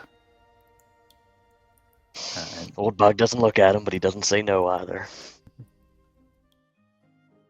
Merle busies himself in the kitchen preparing to cook or bake the chocolate dessert for Old Bog to try to make him feel better. outside Ruth singing Ballad of the Spiritsong in the most beautiful voice that you have heard. Now, Sotto, you know that Ruth is a talented singer, but you have never heard her sing this beautifully before. Yeah, I think he's, for once, just going to take a moment and try to absorb it. Can you make an insight check for me, please, Sotto? As you listen to your daughter sing, her voice ringing through this cavern and into your home, you start to pick up some of the words in this ballad. And you think for a moment that the voice that they speak about in this ballad could be Ruth's. Is that beautiful? He would feel proud. Initially weirded out, but then proud.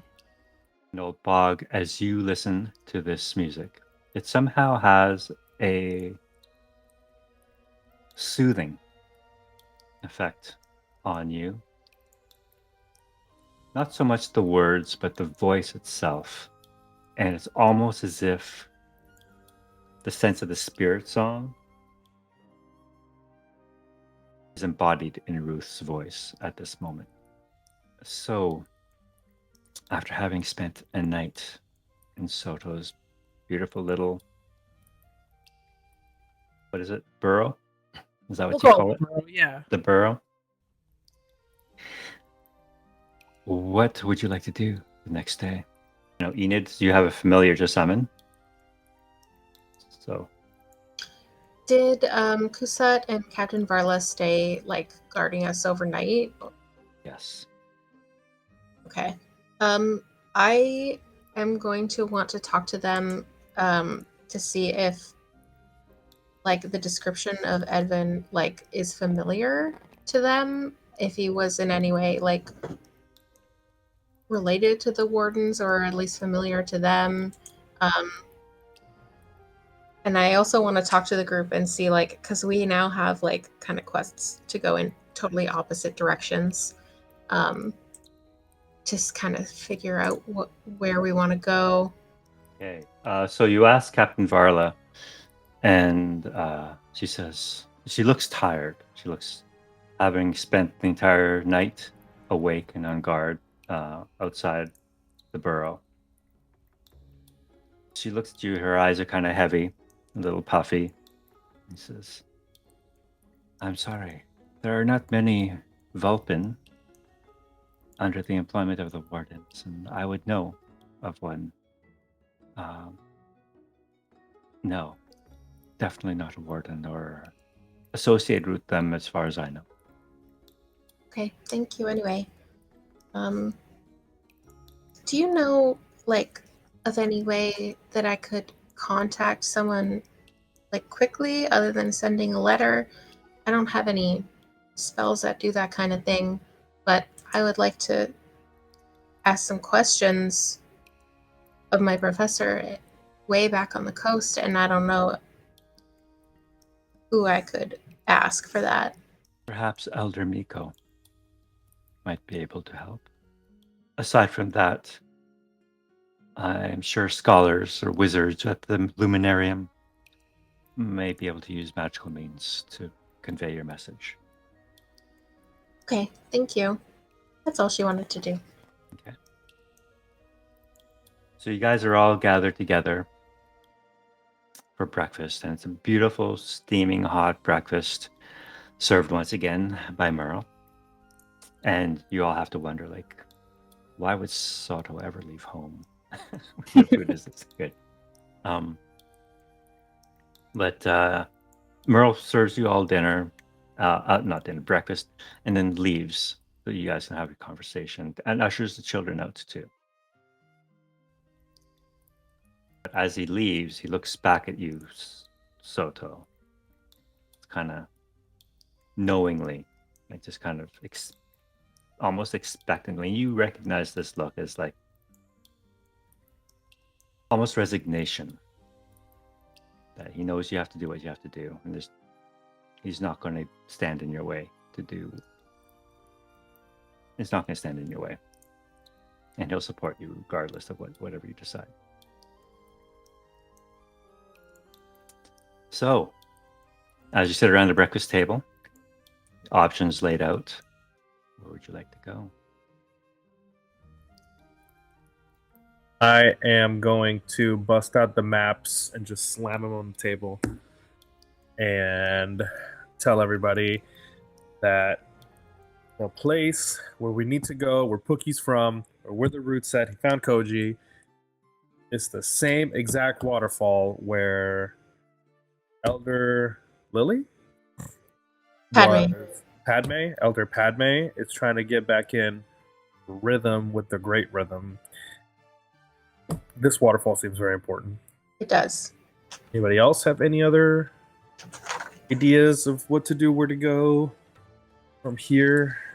The other thing that we know is that the shells come from the coast near the outpost in the Out Islands, and that Silverberry had been on an expedition out there, and Cobras always used to go out there to study, and apparently where these shells come from, this is where my dragonfly box, where the dragonfly comes from the farthest out islands, and that's all related to like my parents tied back in with Silverberry and how I ended up the outpost apparently. So I feel like there's information at least to get from the professor. But yeah, maybe, I don't know. I'm Wait, worried about going one way. From Professor Silverberry? Or Professor Cobras. Oh, Professor Cobras. Okay. You said the outpost is by the Outer Islands? Yeah, it's off the coast. Like, Yeah. Pretty far away. yeah. We took a portal directly to Joa, Yeah. so I have no idea how we would. According to the map, it looks like it's honestly almost twice as long to get there, just to get to the waterfall. I was hoping to just like send a message and somehow talk to Professor Cobras to get information, because there's just so much has come out. That's a good idea. Do we know anybody that can do that? Maybe somebody at the hole in the bowl? Yeah, Captain Varla said maybe Elder Miko could, or if we went to the Luminarium, someone there like might have magic to do that kind of a thing. I don't think the Luminarium is a good idea. Oh, what happened?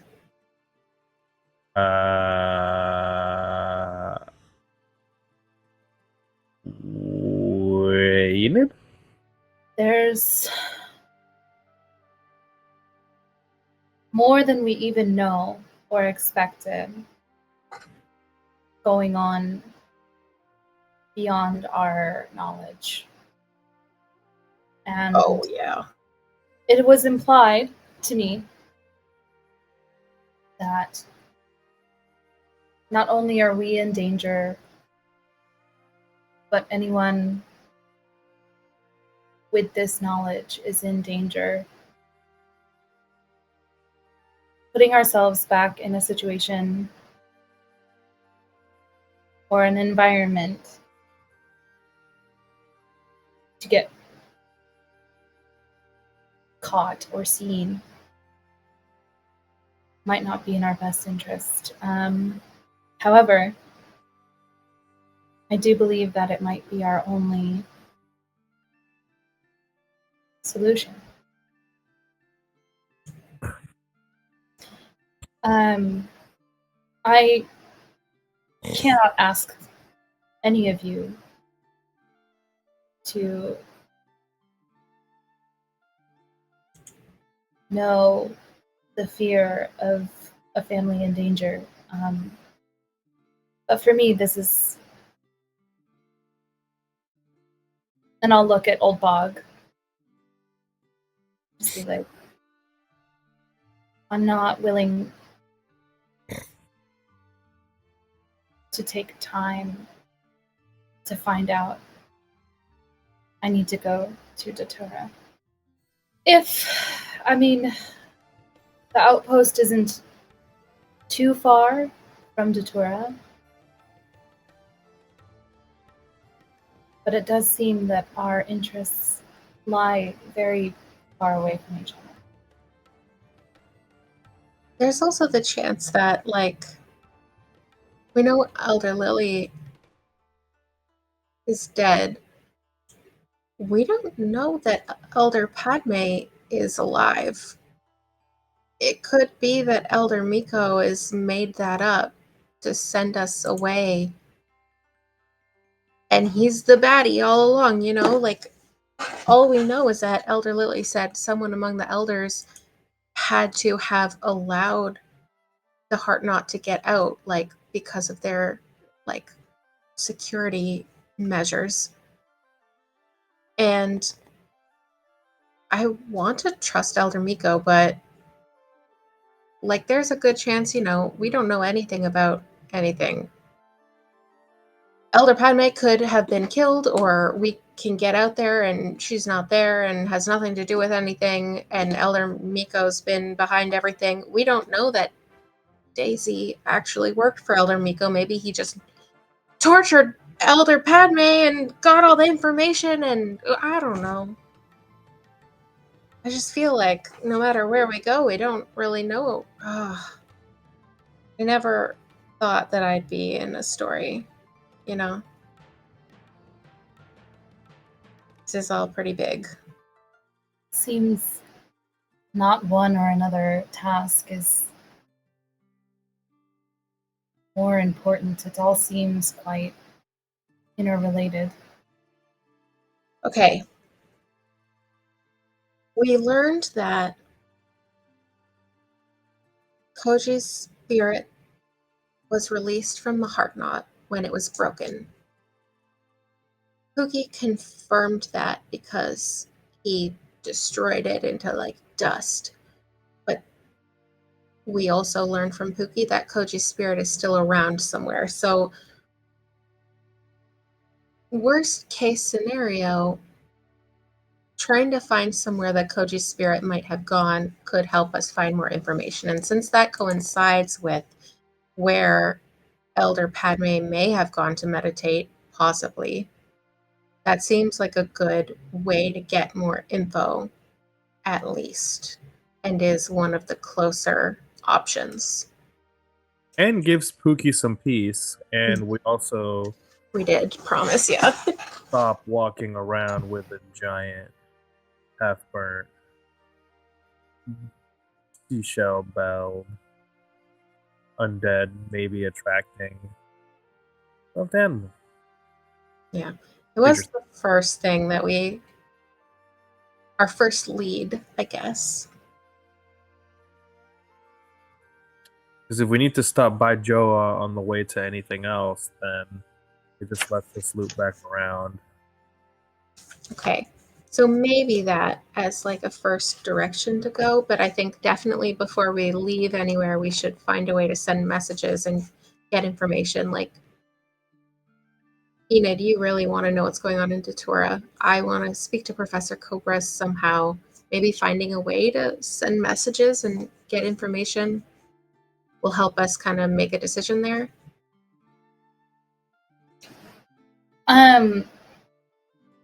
When Elder Miko mentioned the Iron Legion, was that familiar to me? Make a history check. Yeah, from the Necromantic Wars. Yeah, there was an army of individuals, a mix of different races and whatnot, that descended from the mountains, joined in the conquest of the Dreamwood, as they were promised a share of the riches from the pillaging and whatnot. And it was your people, actually, the the Vespers that acted as an intermediary of peace between these mountain folk and the Humblewood and the humble folk of the Dreamwood to as merchants between the two to foster some sort of peace after that. My concern is that sending a message may not arrive in time. It seems that there is a time limitation where my help may be required. Yes, I was thinking, like, if there was some way to send a message instantaneously. I guess Elder Miko was suggested by Captain Barla, but if there's someone you trust at the Luminarium, we could speak to, or we could maybe speak to Professor Zuko. He could point us in a direction. I've only met him the one time, but he seemed cool. Seems like a lot of trust for somebody you've met only one time. I don't know you that well either. Yeah, that's a good point, but at least we've spent more than one night together or an afternoon.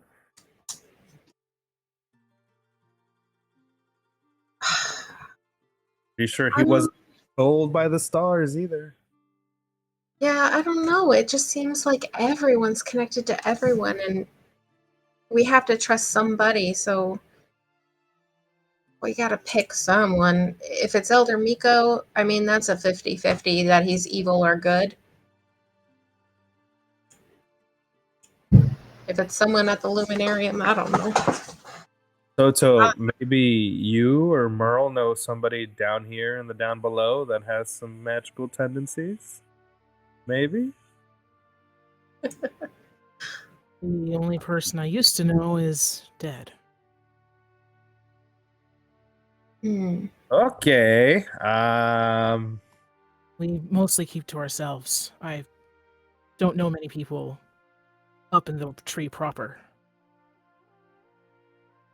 Well, what if we go, like, what if we decide, okay, if there's no way to get any information or messages to or from anyone, then where are we going and what are we doing? And before we go, let's go to the market or something and, like, see if anyone provides a service like this and explore it and just see if we can find something like that, because the more information we have to go off of, the better. Walking into any of these situations, it all seems pretty dangerous, and I'd rather know as much as we can.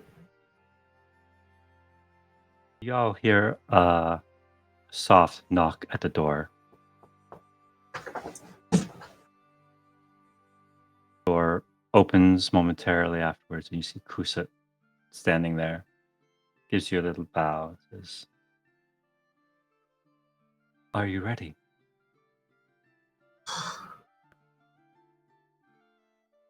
Elder Miko awaits.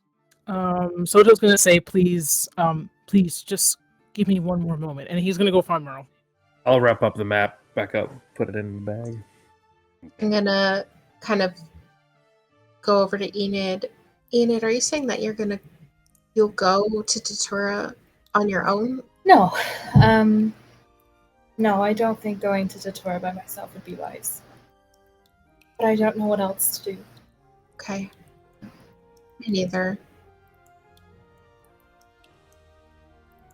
But I hope you'll stick around. It's frustrating that I know that the resources that we need are available at the Luminarium. But just trying to find a way around that situation without putting ourselves in more danger than we need to is unfortunately quite difficult. If there's someone you trust at the Luminarium, I could go talk to them, because I didn't go in with you, and I could scrounge craft myself a disguise that's not magical. I think you're just as known as the rest of us, whether you are in We're all foretold by the stars as it is. I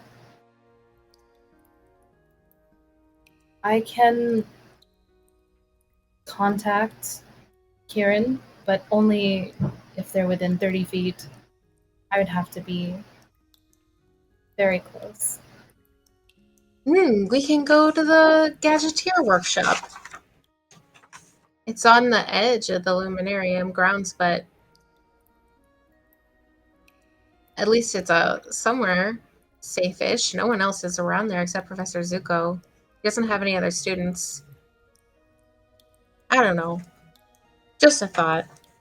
He's a professor without students? He has a workshop? It's pretty cool. I think you'd like it. Anyway, I'm off the point. Also, hey, Kokuro, when did you get here? You just had our conversation in front of everybody. Well, I was trying to just sort of like have a slight aside with Enid just to make sure she wasn't going to run off on her own, but yeah, that's kind of all I wanted to check in about.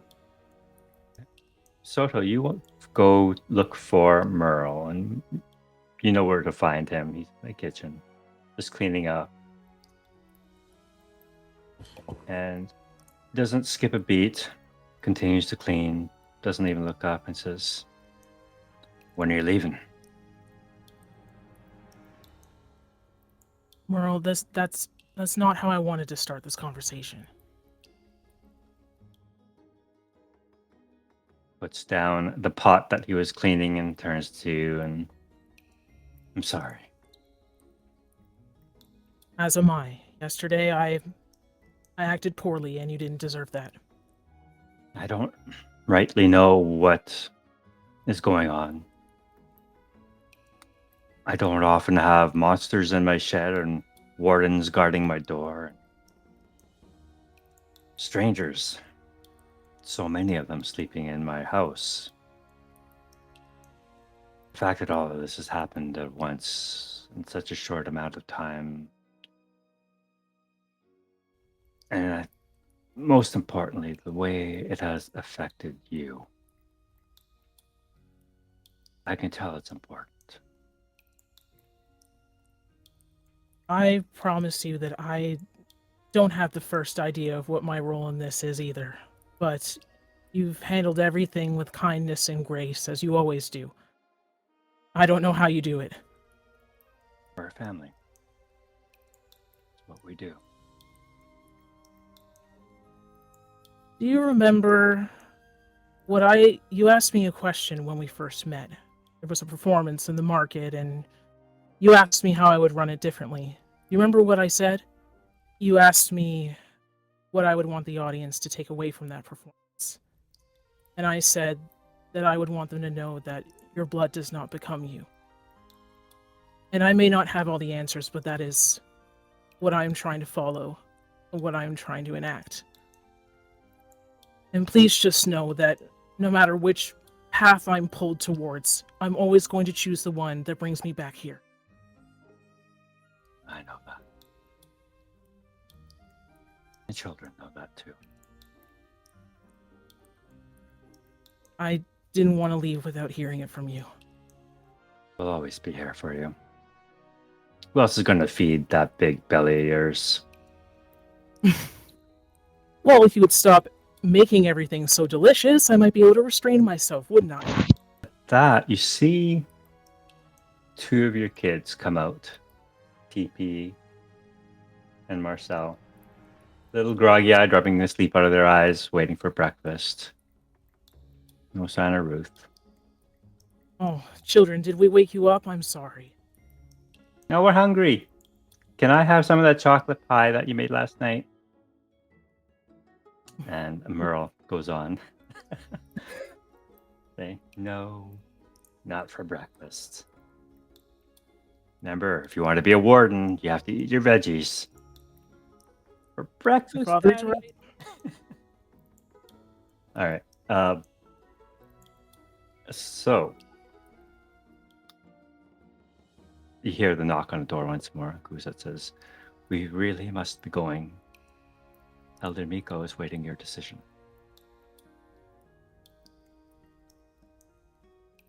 Sotto will call back. I'm finished here. I'm sorry. Very well. Where's Pookie?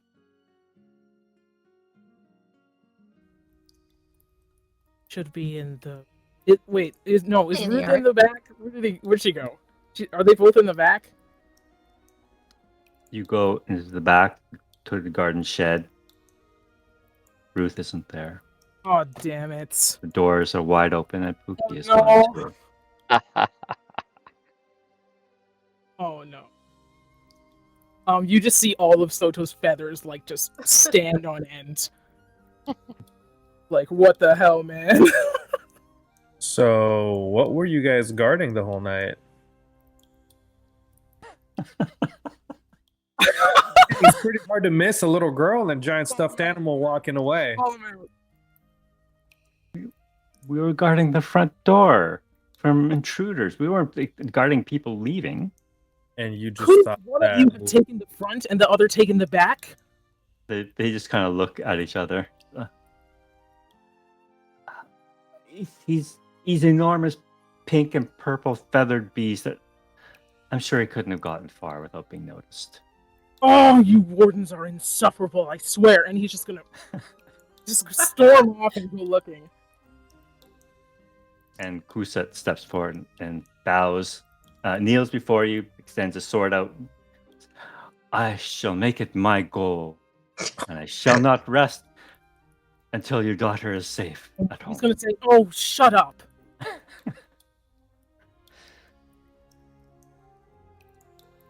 He looks a little surprised at that reaction, but he stands up, beats his chest with his fist.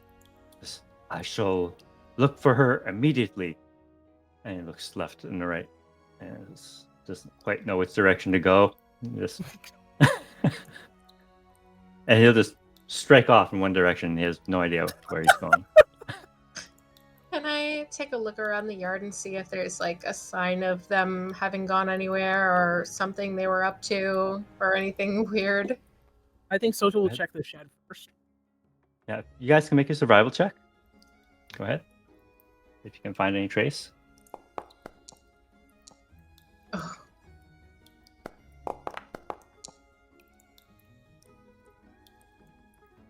Sotto.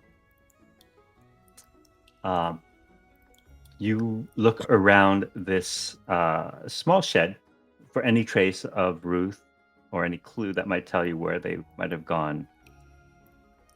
You see written or drawn into dirt or the dust that kind of covers the floor of the shed.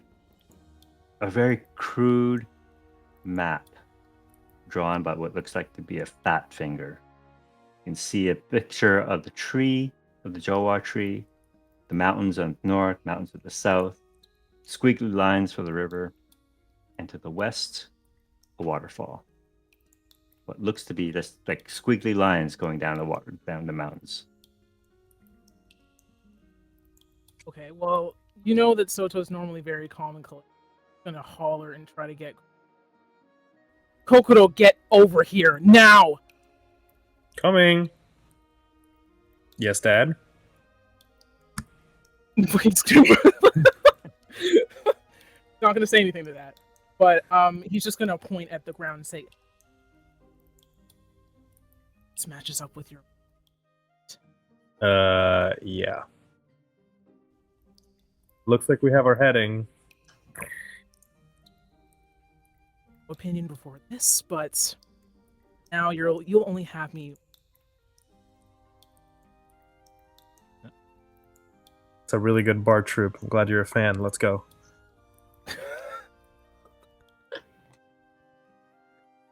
Oh, I just got the joke. Nice. All right. So, you guys are going to rush off after where you presume Pookie and Ruth are headed. Well, Soto's rushing. Can we I don't know. like look around? Well, wasn't Varla and Kusa supposed to escort us to wherever we wanted to go? Or they were just escorting us over the night? True. Yeah, they were going to escort you to make sure you guys are safe. But Kusa's off on his quest right now. He can quest. Can we just bring the captain with us? Yes. Okay. Captain Varla, did you happen to see which direction our giant feathered monstered and unsupervised little child went? No, I did not. I'm terribly sorry for that. I'll get the wardens. I'll hail them and muster them. We will find them. If you can localize that, that would be great. But we have an inkling of where they might be going. If you can continue your mission and escort us there, we would be very thankful. And can we get a message back to Elder Miko of what's happening and the urgency of this? Well, you mean not to see Elder Miko before you leave, then? So if you're saying that a child went missing with a giant monster, you would just let it go without urgency? The man speaks sense. My orders are to bring you to Elder Miko.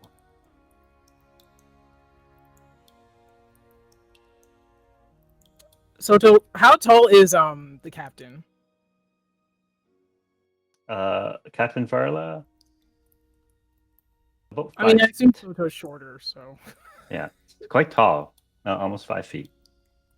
Okay, so he's just gonna stand up on his tippy toes, look her dead in the eye, and say, "You get a force down here right now. You get 24-hour surveillance on my home, and if anything happens,"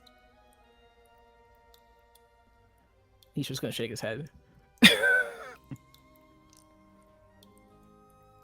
All right, and with that, the Varla says, "Of course, child is missing. That is our priority.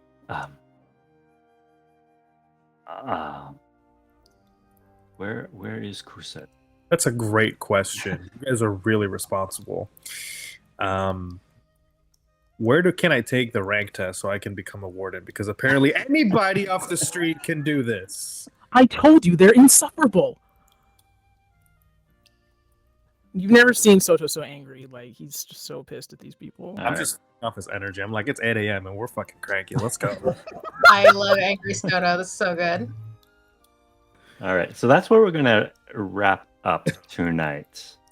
Before you guys go Angry. rushing off, I'm not quite sure if you guys gonna go to Elder Miko or head straight out of town.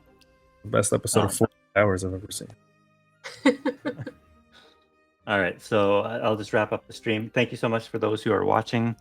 Our next session, live session, will be in 2 weeks. So the video on demand will be uploaded to your YouTube channel in a week. And go ahead and check out our other games on our channel. We got Alien, Brindlewood Bay, City of Mist, Pirate Borg, and soon Mothership. So yeah, go check it out, and we'll see you in a couple of weeks. Thanks so much, guys.